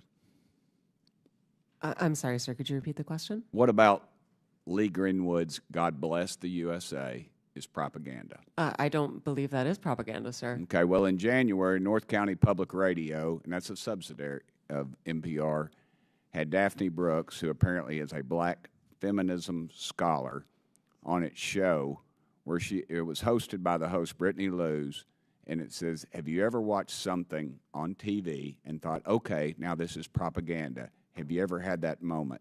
To which Daphne Brooks replied, whenever I see Lee Greenwood singing Proud to be an American. I believe that represents the individual we interviewed on air, not the position. And of did you NPR. say there's no bias on NPR? That is not a position That of is not a NPR. biased statement, ma'am. That is not even both parties wrap themselves around this song every time there's a national conflict. Lee Greenwood sings it, and he does a beautiful job, but you say there is no bias in NPR. That is that individual's opinion, and she, of course, is entitled to it, but that is not the position of NPR. Ma'am, you said in your opening statement that you were going to be transformative, and I believe you failed to do that. Let me ask you, why did you call President Trump a fascist and a deranged racist sociopath in 2020? Congressman, I appreciate the opportunity to address this. I regret those tweets. I would not tweet them again today. They represented a time where I was reflecting on something that I believe that the president had said rather than who he is. I don't presume that anyone is a racist. You don't believe anyone is a racist? I don't start by presuming anyone is a racist, sir. Okay. Has NPR or PBS ever conducted an internal review to assess whether conservative or right-leaning perspectives are fairly representative news and programming? Congressman, what we look at is the distribution of people who listen to our work, and we can tell you, and I'm proud to tell you, that for our digital, our podcasts and our website, the distribution of Americans who come to NPR does reflect the political distribution of the nation. In fact, the distribution on our websites, 33% of folks who come are conservative versus 28% who are liberal, and the rest identify as independent. So the largest group is conservatives who come to NPR's websites. So you believe that most Americans think President Trump is a fascist and a deranged racist sociopath? I don't believe that at all, sir. Okay. Ma'am? We obviously are constantly looking at the voices that we bring forward. We take to heart our commitment to bringing forward perspectives from across the country. Our programming comes from our local stations. And I mentioned in my opening comment the series that we did out of Arkansas, Southern Storytellers. That's just one little example. 10% of our schedule is news. The rest of it is either children's programming or programming based on history to give us all a collective expression. And we're constantly looking to making sure that we're bringing forward a diversity of viewpoints and perspectives and experiences that really do make up the fabric of this country. Okay. NPR senior editor Leonard, it's been mentioned before, but he was quoted as saying an open-minded spirit no longer exists within NPR, and now, predictably, we don't have an audience that reflects America. Yet you stated that the audience does reflect America. He was suspended without pay for 5 days for saying this, and of course he eventually resigned in April 2024. You've also stated that federal funding is essential for NPR to operate, but also claim only 1% of your funding comes from the federal government. Which is it? Mr. Berliner was suspended for the outside work policy, not for what he said, sir. In terms of federal funding, the federal funds go to support our operation of the public radio satellite system, which enables all of our local stations to be able to communicate information and broadcast, including... As stated earlier, ma'am, funding is very fungible. It flows wherever it needs to. I don't buy that argument. We do have I a wonder separate if any of the balance sheet for members that, of the sir. committee would comment real quickly. Would you agree that Real America's Voice, Newsmax, Fox, or News Nation, if they were to see federal funds, would you all support that? Yes or no? Mr. Ullman? Yes or no? I'd have to get back to you on that. Ma'am? Yeah. I actually don't have an opinion about that. Ma'am? I don't have an opinion about that, sir. That would be Congress's decision. Thank you, Chair Lady. Thank you. I now yield to the gentleman from California, Mr. Khanna, for 5 minutes. Thank you, Madam Chair, and thank you for allowing me to wave on to the committee. Mr. Gonzalez, I read with interest your testimony. It was so angry, so I thought I'd try to lighten things up a little bit. Who are 3 of your favorite characters on Daniel Tiger, or what episodes are your favorites? Representative Khanna, thank you very much for the opportunity to lighten up. I think I've taken a time machine here. Sesame Street went to HBO. Daniel Tiger, do you have some favorite characters? Oh, the owl? Any of them? No, none. What does Ugga Mugga mean to you? Nothing. You've never heard the expression Ugga Mugga? Yeah, I don't think so, no. It's affection. Have you ever watched a Daniel Tiger show, or know any families who watch a Daniel Tiger show? I don't think so, no. You've never watched one? You I've never seen Daniel Tiger. On it, Sorry. Do you know what Daniel Tiger is a successor to? And I don't know Daniel Tiger, so I don't know what he's a successor No, the show. What it's a successor to, do you know? No.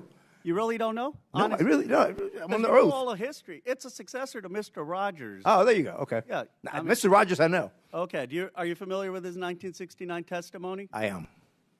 He said, I want to quote, because it's one of my favorites. I studied this actually going to school. It's some of the most effective testimony in Congress. He said, I give an expression of care every day to each child to help him realize that he is unique. I end the program by saying, you've made this day a special day by just being you. There's no person in the whole world like you, and I like you just the way you are. Senator Pastor was a hard-headed fiscal conservative, said he got goosebumps by that testimony, and it's what convinced him to fund the public broadcast. You've said you wouldn't have funded it. Do you think Senator Pastor made a mistake back then? Oh, yeah, absolutely. I think I agree with Fred Friendly, who testified and said... You would have voted against... I would have voted, yes. I don't think that you should have state broadcasters. Now, what is the cost of public broadcasting as a percent of the federal budget? I don't know, but it is a... Come on, you're talking about the $36 trillion of debt that we have. You're saying this is a really important thing that we need to cut. You didn't research out what percent it's it is? important in principle, Well, and the principle is a different thing. You're saying this is an effective strategy to cut debt, and you have no idea what percent. It was 5% of the discretionary cuts in the GOP. It's 0.01%. Right, but it was 5% of the discretionary cuts in the 17 budget. 0.01% of the federal budget. That's one of the reasons Senator Pastor said, it's worth it in an investment in American kids. Now, you said Sesame Street is a private organization, or Sesame Street is going private. I didn't understand that because Sesame Workshop is a nonprofit. What did you mean by private? Well, I mean it's a nonprofit. It's separate from. But it gets public funding. Were you talking about the HBO thing? Yes. Do you realize that HBO just canceled with them? And I do. Yes. And the reason they canceled them, and I'm trying to explain why Senator Pastor funded this. And if you talk to families who watch Daniel Tiger, maybe you'd appreciate it. The reason they canceled it is because it wasn't making a profit. See, because when you try to do Daniel Tiger or Sesame Street, and you try to do what Mr. Rogers was talking about, helping the emotional and social development of kids, it's not easy. You got to hire people who are child psychologists. You have to hire people who are educationalists. A lot goes into this. And HBO said, you know what? It's not making money. We rather put on things that are geared towards adults or that are going to be conflicts. We aren't making money on this. And the whole reason Senator Pastor said that we're going to fund this, I know you kind of mocked in your testimony the kids, but the whole reason was that when you make programming for children to help their social and emotional development, it costs so much money to do, and it's a public good, then not everything has to be about profit. Do you have any idea what it takes to produce Daniel Tiger, who all they hired? Did you ever try to figure it out? No, but I can tell you that the market said that there wasn't enough demand for it, and that's the reason why HBO got rid of it. Right. Because there wasn't enough demand. Yeah, so that's exactly the right point. Are you saying that everything in American society needs to be driven by the profit motive? There is not enough demand on getting ratings for things that help the social and economic development of kids. But what Mr. Rogers understood, what we've forgotten in this country? Some things are more valuable than money. At a time where a country is polarized, I wish we had a little more empathy and caring, and that's not a partisan issue. That's an American issue, and I would recommend you watch that testimony from Mr. Rogers. I hope the whole country would watch it. I have watched it, and we are $36 trillion in debt. I now recognize the gentleman from Missouri, Mr. Burleson, for 5 minutes. Thank you, Madam Chair. I think that it's important to bring this conversation into the context that needs to be said, which is that we are $36 trillion in debt. As a nation, we're spending 20% of every dollar that comes in from taxpayers just to cover the interest. And guess what? American people, bad news, interest rates are going up. So that 20% is going to get worse and worse. We had Ray Dalio come in and tell Congress that we are entering potentially dark territory. There's a number of red flags. We're at the worst level of debt. We're at a worse level of debt than we were after we left the World War II. Okay? We're at that level of debt, and we didn't just fight a war. We're facing potential wars and conflicts.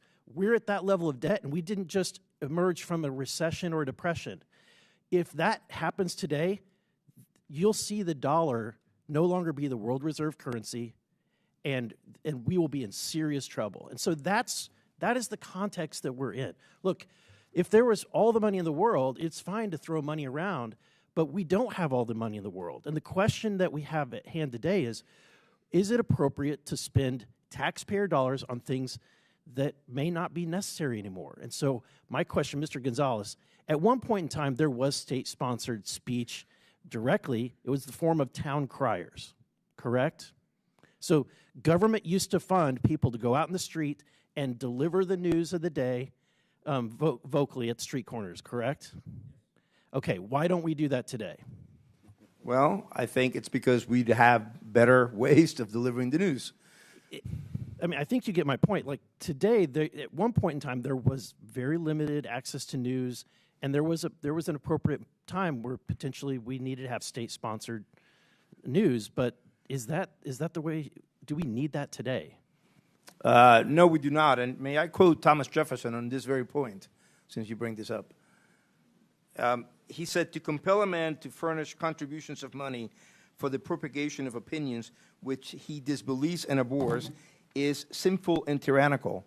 This is what I base my opposition to public funding for media. Yeah, and that's why I think that given this context, like, let's be real. It was said that we're attacking free speech. This is state-sponsored speech, and the very reason why we have these witnesses before us today isn't because they're totally being funded or completely being funded. We're not bringing in Disney Channel in here, right? We're not bringing in the National Geographic, right, for their content. The reason why we're having this conversation is because we are funding you, and because we're funding you, the taxpayers get to have an opportunity to ask, why are we funding some of this content that they might disagree with? Right? Yeah, no, that's completely right. In fact, I think that PBS and NPR, but especially PBS, will thrive on the membership model. They keep saying it's such a small percentage. Well, if it's the public funding, if it's such a small percentage, then no problem. Yeah. So, Ms. Maher, I'm going to ask a very difficult question, but if you're in my shoes and you have to face the fact, can we fund Social Security or do we spend money on NPR? Which would you choose? Congressman, I would argue that if you had to pick, if you were forced to make a decision, there wasn't enough money to go around, Social Security or NPR? We know how important public media is to our nation's seniors, sir. More important than Social Security. I think the American people would disagree. I think that... Ms. Kerger, let me ask this. Would it be more appropriate to fund PBS or to fund veterans' health care? If given limited resources, which is where we're at. I recognize the limited resources, and I feel that both are important for this country. And I think what the American people want to know is when they're sending money, their taxpayer dollars, and they're funding things like Independent Lens. And look, I like some of the content on your stations. I love Nova. But you know what? Nova competes with National Geographic and Nature. Why are we funding something that competes with these private sector industries. I like Sesame Street, but I also know that it's competing directly with Handy Manny, Doc McStuffins, and Little Einsteins, right? Those exist, and we're not funding them. They're not here having to defend their content. But because we are funding it, I'm going to ask you, why are we funding an episodes of Real Lens, Independent Lens, about an episode called Real Boy, a trans teen navigates adolescent sobriety and physical emotional ramifications? That's what the American people want to know. Social Security. We're out of time, but our witnesses can answer the questions. Thank you, Madam Chair.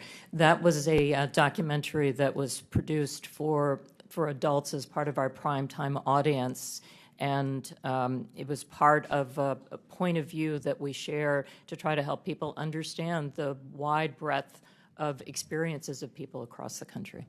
Thank you, Madam Chair. I now recognize the gentlewoman from the District of Columbia, Ms. Norton, for 5 minutes. Thank you, Madam Chair. I would like to thank the witnesses for being here today. I am a strong supporter of public broadcasting, and I am a regular listener and watcher of the public broadcasting stations here in D.C. Public broadcasting is a public good. WETA's DC's local PBS station is proudly home to the world's longest running high school quiz show. For over 60 years, the show, It's Academic, has showcased some of the best and brightest high school students in the capital region. President Reagan once praised It's Academic as, quote, a reminder of the importance of education, end quote. And even Supreme Court Justice Clarence Thomas made a guest appearance.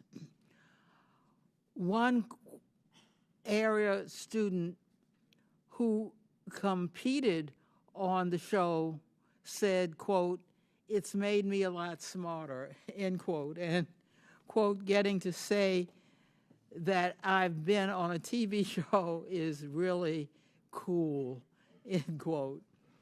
It's Academic is just one example of local public media programming that celebrates and lifts up the community. Mr. Ullman, in your experience as head of the Alaska Public Media, why is it important for public media to elevate local voices? Thank you so much for that question. There are stories to be told all over this great nation of ours. And one of the things that I take the utmost pride in is being someone who can provide the strategy and build the resources and build the capacity to ensure that we can capture video about those uniquely Alaskan stories. We can capture audio about those uniquely Alaskan stories. And what we do is we take that opportunity to not only tell those stories for ourselves within our great state, but we also work with our national partners. This local national partnership is essential. Without PBS, without NPR, you wouldn't hear stories, news stories, public affairs stories, community stories from Alaska. You wouldn't see them on the PBS NewsHour. This is vital. It's vital for Alaskans to know that they're connected to their nation and that what we do in Alaska matters to our nation. Thank you again for that question. Ms. Kerger, I would love to hear your bigger picture taker on this. If PBS stations are suddenly taken off the air, what would be lost to communities across the country? I've spent a good part of my time as the president of PBS traveling and visiting our stations across the country because I feel for me to do my job well, I need to understand what the role of our stations are in communities. That means spending time not just with station management, but also with people in the community. So I've been to all 50 states. And the reason that we are here and the reason that we are arguing so passionately for funding, recognizing there are very difficult challenges in our country right now is that many of our smaller and actually medium-sized stations would not exist without the federal appropriation. And when you look at a station like Cookeville, Tennessee, which serves part of Appalachia, 50% of their budget comes from the federal government. Those are stations that I've seen that have small staffs that do extraordinary work. And those are the stations that I worry would not survive. This would be an existential moment for them. And that's why I think this is so important. The D.C. area NPR station similarly provides acclaimed programming, including up-to-the-minute news and local shows exploring the D.C. cultural scene and sharing stories from all over the city, including historically marginalized areas. The station also produces award-winning journalism, such as an investigative feature on local families coping with sickle cell disease. Throughout the country, more and more local news outlets are closing each day at a rate of more than 2 per week. This has made public radio reporting all the more important. Ms. Maher, why is it beneficial for journalists to live in the communities they cover? Yeah. We'll let the witness quickly answer, and then we're out of time. Thank you so much, Madam Chair. We find that enabling public radio to continue to be funded allows for us to meet the needs of people who live in news deserts, and having journalists who are from that community means they can prioritize the needs of that community, whether it's sickle cell issues in D.C. or whether it's the price of sorghum in our agricultural heartland, whether it is thinking about the wildfires that we see across the center and west of our country, or whether it is the impact of storms across the Gulf and southern parts of our country. We recognize local journalists. They speak the language. They recognize the pronunciations of the places that they come from. They come from the community. It is tremendous value to enable that we are for America, from Americans, and all American voices are heard. The gentlelady's time has expired. I now recognize the gentleman from Texas, Mr. Fallon, for 5 minutes. Thank you, Madam Chair. Ms. Maher, do you believe that National Public Radio takes a balanced and fair approach to news, politics, culture, et cetera?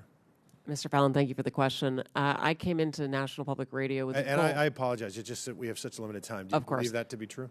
I believe that we have work to do. We always do in order to improve and to serve all Americans. More accurate than not that you're fair, or you're either fair or you're unfair. So what do you think you are? I believe we wake up every day with a desire to be fair, and it is part of why. You're not claiming that you're fair. You have a desire to be fair. Okay. So you would not describe NPR as objective and nonpartisan? I would. You would, okay. Ms. Kerger, same question for you. Would you believe the PBS is fair and objective and nonpartisan? Yes. Okay, thank you. Thank you for the quick answer, too. So I found it interesting that the CBP's recent goal was to promote efforts that ensure fact-based journalism that promotes a symphony of ideological viewpoints. You both agree with that goal? Yes. All right, wonderful. So, Ms. Kerger, in 2023, when PBS had a program, Washington Week with the Atlantic, and when President Biden's mental acuity was questioned, one of the reporters claimed the GOP was lying. Another reporter, Jeffrey Goldberg, who's been in the news of late, described Biden as, quote, mentally acute. Were you aware if there were any dissenting opinions on that program that day? I don't know from that day. No, there were not. But fortunately, there was a debate in, I believe, June of 2024, where the American people and the world found out just who was lying: the Democrats, Jeffrey Goldberg, and PBS. Ms. Maher, I'm sure you're aware that Hunter Biden had a laptop. I am, sir, yes. Okay.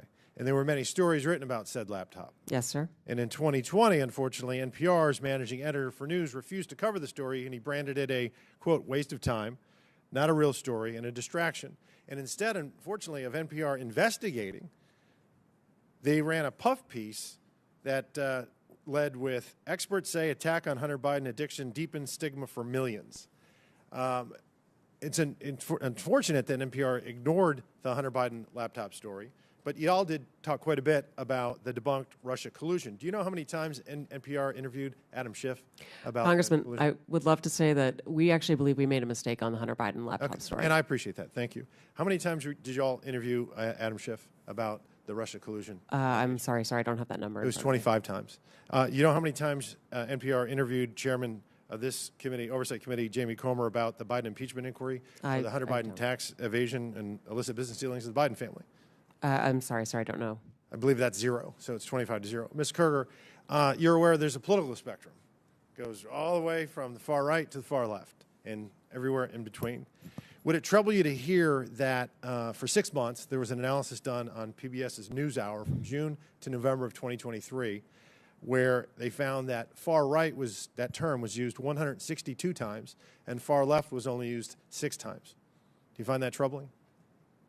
I don't know the study that you're referring to, and I'd be very interested in seeing it and understanding how they came up with those numbers. Media Research Center did a 6-month analysis, and it's not how do you find it. You either say far right or it's terms.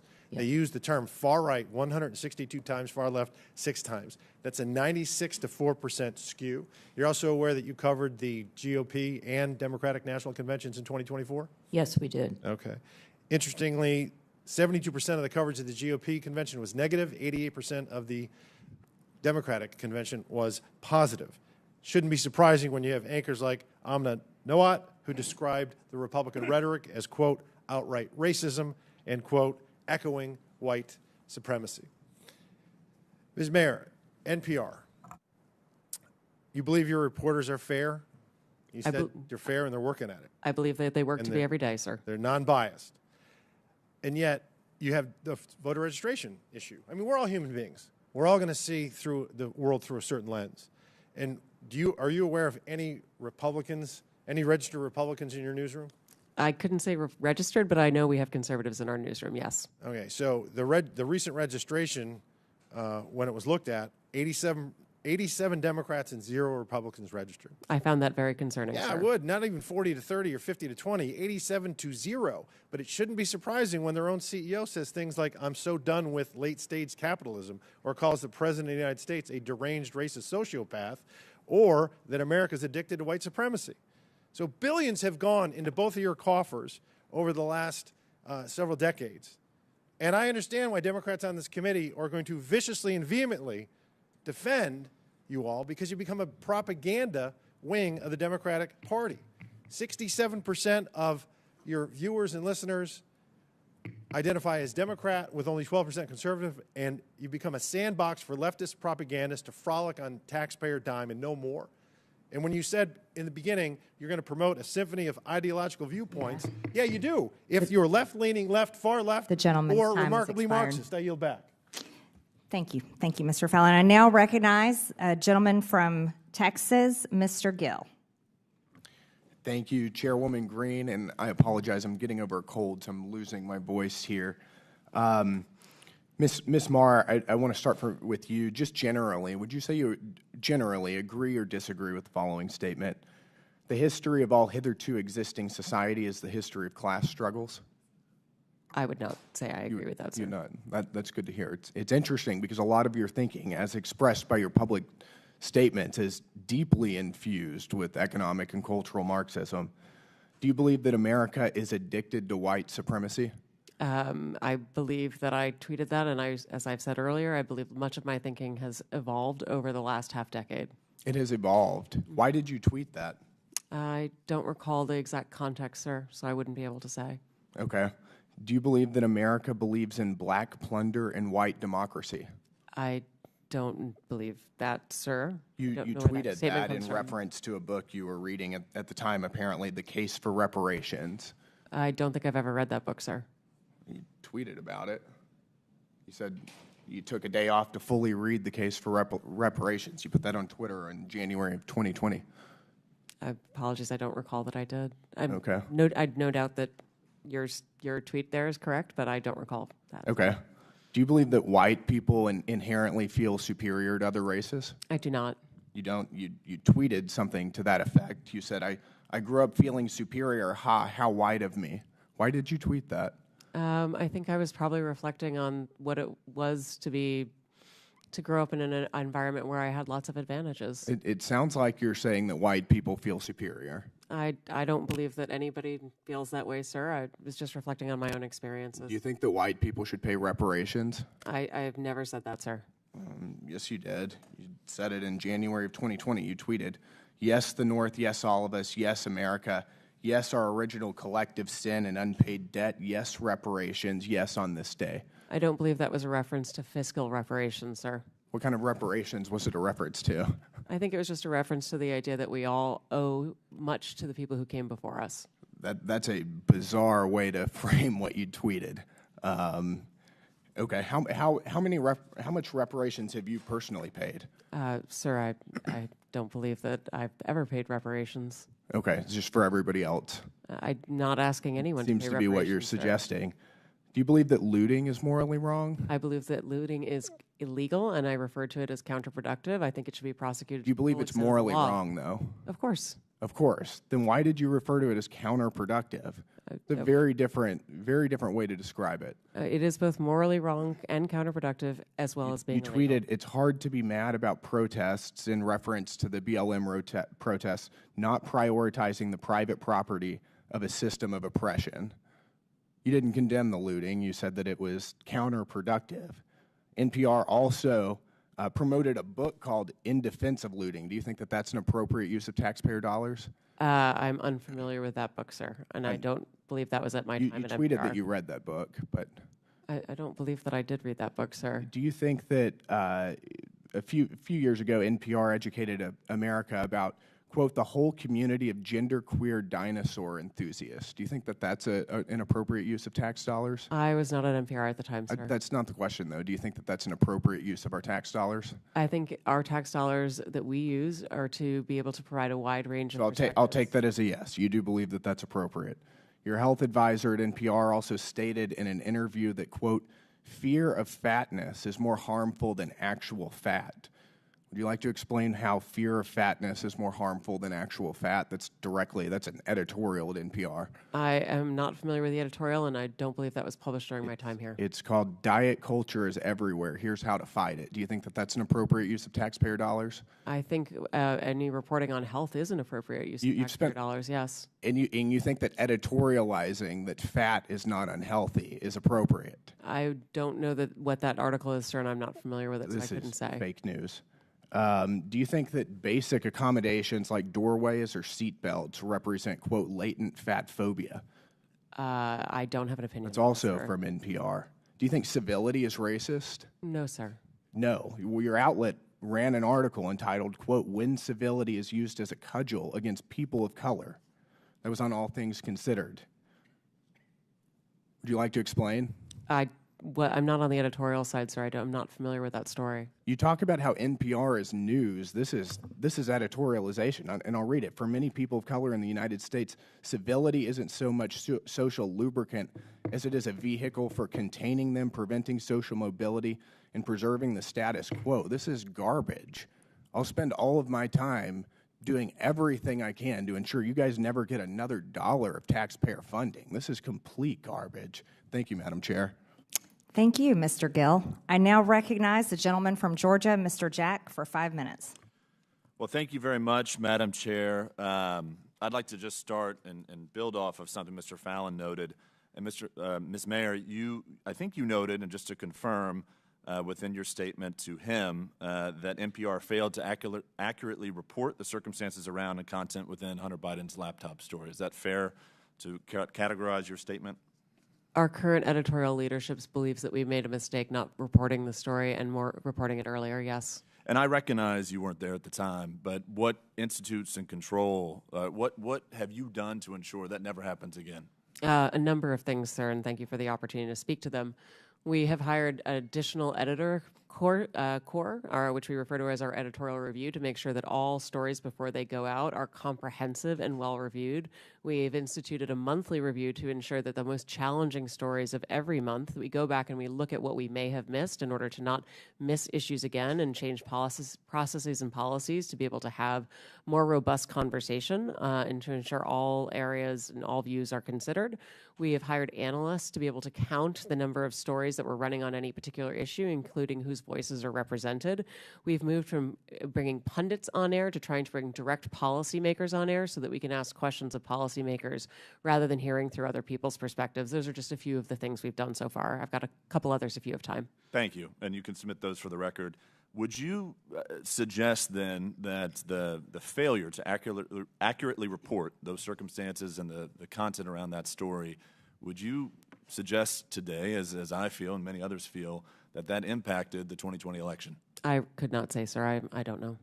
Well, I ask because you have a broad viewership, broad listenership, and I'm just curious if it is so broad and it is so necessary for us to continue to give taxpayer funds, as you all submit, to me, to misaccurately report something that's incredibly important around a 2020 election is very concerning. So welcome another thought from you there. I believe that we made a mistake, as I said, and I believe that we have taken that to heart and are focused on how do we report and report effectively and in a timely fashion on all the issues that matter to all Americans. I hear your concern, sir, and I want you to know that we are truly working on this. I'd like to spend the rest of my time talking about funding, and I know that some of my colleagues talked about it a little bit today, but could you walk us through the amount of money that NPR receives from CPB annually? Yes, sure, sir. We receive $11.2 million this past year, the majority of which goes to the public radio satellite system, which we operate on behalf of the entire public radio network. We also received a smaller amount of funding in the course of the past year that went to help us hire those additional editors and analysts in order to be able to beef up that editorial review. We received funding to support the coverage of the recent election in order to make sure that we had our journalists all across the country and were able to speak to Americans of all different political backgrounds. And what percentage of your budget share comes from the federal government? Depending on how you count it, sir, it's less than 5%. And to help me understand too, the CPB, as I understand it, Congress has appropriated $500 million to CPB. It flows out, and I think smaller radio stations go and apply for grants for it. Do you receive payment from smaller radio stations through licensing agreements and things of that nature? We do, and the fees for that are designed around the amount of funding that they get from private member donations. So the fees are not designed around federal funding. They're designed around what sort of direct private support and donations they receive from members and listeners. Well, I noted Mr. Jordan today suggested that you all are fundraising off this hearing today, and a question that I have then, if you receive less than 5%, and over today you've said that private funding helps support the mission and the work of NPR, could NPR survive without the 5% that we give NPR annually? My belief is that the funding is essential to the public radio system, and that is the 246 member stations with the 1,300 stations across the nation, so that we're able, as a network, to serve all Americans with 100% coverage. If federal funding for our network goes away, it means that people in rural parts of America, places where they can't afford to make private donations to support their local journalism, those will be harmed. But, sir, if I may, the bigger harm as well, or the additional harm, is that Americans in places that are affluent or do have many media choices will not be able to hear from their fellow Americans that are often underheard. Bottom line, if the 5% went away, would NPR still exist? Well, it would be incredibly damaging to the national public radio system. I yield back. Just want to submit to the record. Turn your microphone on. Madam Chair, I'd just like to submit to the record this You ask flash unanimous drive. consent. I ask unanimous consent to submit to the record this flash drive containing 6 feet worth of documents documenting NPR and PBS's political bias. Without objection, so ordered. Thank you. In closing, I want to thank our witnesses once again for their testimony today. I now yield to the Ranking Member Lynch for his closing remarks. Thank you, Madam Chair. Thank you for having this hearing. I want to thank the witnesses for your willingness to testify. In closing, I want to follow up on Mr. Connor's point. I'd point out to my colleagues that there are some government functions that are not merely transactions. There are some undertakings that we as a country engage in which are not necessarily justified by cash on the barrel at the point of purchase. Everything is not a transaction. It's not like selling a car, although that's exactly what the President was doing on the lawn of the White House the other day. Sometimes a government program is a long-term investment. I think that applies to public broadcasting. Like when you use public television to teach kids their numbers and their alphabet, because in some households that might be the only source of instruction available. More often, it could be an exercise in trust, because a lot of our parents out there, 88% of parents said they trusted PBS Kids. Or when you have a documentary given by a historian like Ken Burns, and he does research and drills down on the letters and firsthand correspondence of Civil War veterans and families north and south, and gives us the hard facts of the Civil War. Hopefully, we are teaching, or at least reminding people of the wrongfulness of slavery and the consequences of us from a system of bondage and the horrific price that was paid and perhaps is still being paid. Everything is not a transaction. But I do believe that some people see it that way. I think President Trump and Elon Musk see life often as a series of transactions. Much of the support we provide to seniors is not a profitable transaction because they're older and vulnerable. But they have paid for their fair share into Social Security. That's why FDR designed it that way. Some people just wanted the government to promise to pay a pension, but FDR knew that if he had Americans pay into that system, that their sense of fairness would cause them to defend that pension, and so they would fight like hell to get what they had coming. It sounds like we might have to test that theory if Elon Musk and Howard Lutnick have their way. Another thing we do that is not necessarily profitable in a financial sense is that we care for our veterans. It's a promise we made to our sons and daughters in uniform, and it's the right thing to do. And veterans care and veteran benefits are special because those benefits are owed to every veteran who lies in a hospital bed in every VA hospital across the country, because those benefits are for courageous service previously and honorably rendered to our country. And so now it's the time for America and Congress to fulfill their obligation as promised. That's not a transaction. But because of that cost, the Trump administration VA has announced 80,000 layoffs at the VA. Trump and Vance also see support for Ukraine as a transaction, even though they've been invaded by Russia and are fighting for their lives and their freedom. As we saw a couple of weeks ago, for President Trump and Mr. Vance, it was a power transaction. And as the president insisted, Zelensky had no cards to play. And as Vance pointed out, he refused to sufficiently bend the knee, and he didn't dress up. These examples point out the nature of the presidency. Throughout our history, the president has never been viewed as the huckster-in-chief. Instead, our most successful presidents have occupied a position of what could be seen as moral leadership, which might cause some to conclude that America is bankrupt right now. But I have hope in the genius of our Constitution, that the checks and balances of our government framework might once again compensate for that shortcoming in the White House. It could be that Congress might provide that balance, or it may be the judicial branch that steps into the breach, or it might require the ultimate source of power in our system, the people themselves, to demand that we fulfill our obligations to all those most vulnerable in our country, wounded veterans, seniors, children, and the poor, to whom so much is owed. Madam Chair, I appreciate the opportunity here to address this issue. I would have preferred that we were talking about the security breach that occurred recently, but perhaps that will be for another day. But I thank you for your courtesy, and I yield back. I now recognize myself for closing remarks. The United States is $36 trillion in debt. In fiscal year 2024, the government spent over $1.8 trillion more than it took in. And in fiscal year 2025, the interest on our debt is expected to exceed $1 trillion. As we continue investigating waste, fraud, and abuse, and we can look no further than the Corporation for Public Broadcasting.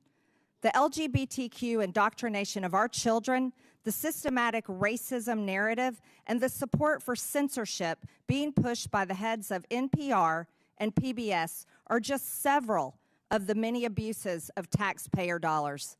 And if you are one of the select few who might support such content, you can personally support and fund it with your own money through private donations, because the reality is the United States of America is broke and can't afford it. And after all, PBS and NPR are already fundraising off of this committee hearing. The American people are closely following along today in this long-awaited hearing to hear the case for why Americans' hard-earned tax dollars should continue for public broadcasting. I think from what we have heard here today, the American people will not continue to allow such propaganda to be funded through the federal government with their hard-earned tax dollars. The Corporation for Public Broadcasting that we give over $500 million to no longer serves the public. It serves a narrow audience of wealthy, liberal elites who are out of touch with everyday Americans. Not only have the times changed and the American people who once needed these outlets can now access the news anywhere at any time, but the content that is being put out through these state-sponsored outlets is so radical, it is brainwashing the American people and, more significantly, American children with un-American, anti-family, pro-crime fake news. The American people do not support their taxpayer dollars going to NPR articles like, "How is sex determined? Scientists say it's complicated," which discusses how biological sex is not limited to male or female. Or another article about how stories on crime are rife with misinformation and racism. Or about how birds and trees are racist. Over a 7-month period, the Media Research Center discovered the PBS NewsHour gave over 90% of the airtime to the left on gender ideology stories, 90%. As mentioned earlier, PBS was the outlet that featured the child predator drag queen on the education show for kids ages 3 to 8 years old.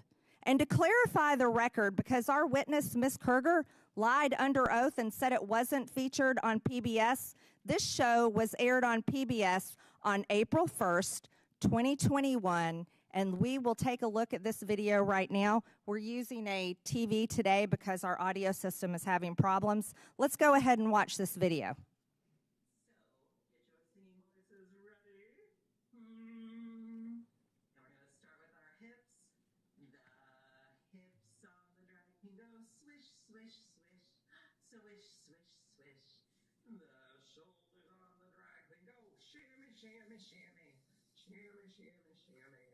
Shimmy, shimmy, shimmy, blah, blah, blah, blah, blah, blah, blah, blah, blah. The mouth of the drag queen goes blah, blah, blah, all through the town.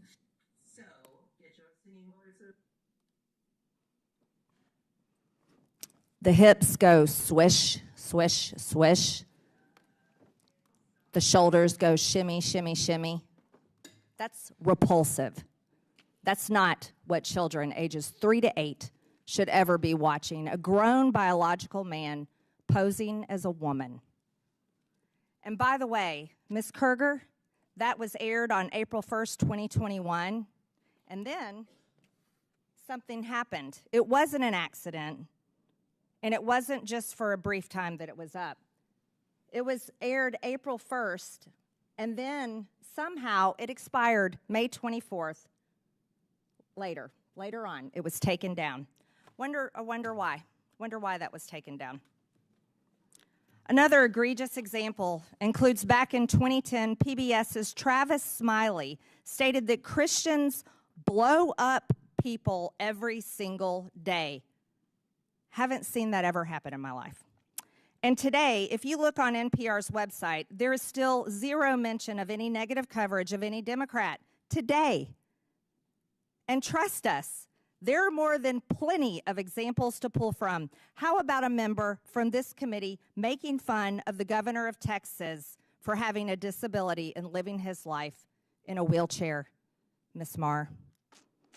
From headlines to podcasts to documentaries to children's programming, NPR and PBS have all but abandoned their promise to deliver unbiased, nonpartisan, and fact-based reporting. The American people have woken up to this nonsense and blatant disregard for truth, and truth matters. And they will not put up with it any longer. Contrary to the beliefs of the head of NPR, Ms. Maher, truth is not subjective. It's actually very important. And there are not multiple truths. There's just one. For a civilization to exist, objective truth must exist. It must be embraced. It must be protected. It is not a distraction, and despite many attempts to whitewash it, truth will prevail. The Corporation for Public Broadcasting is using taxpayer dollars to actively suppress the truth, suppress diverse viewpoints, and produce some of the most outlandish, ludicrous content.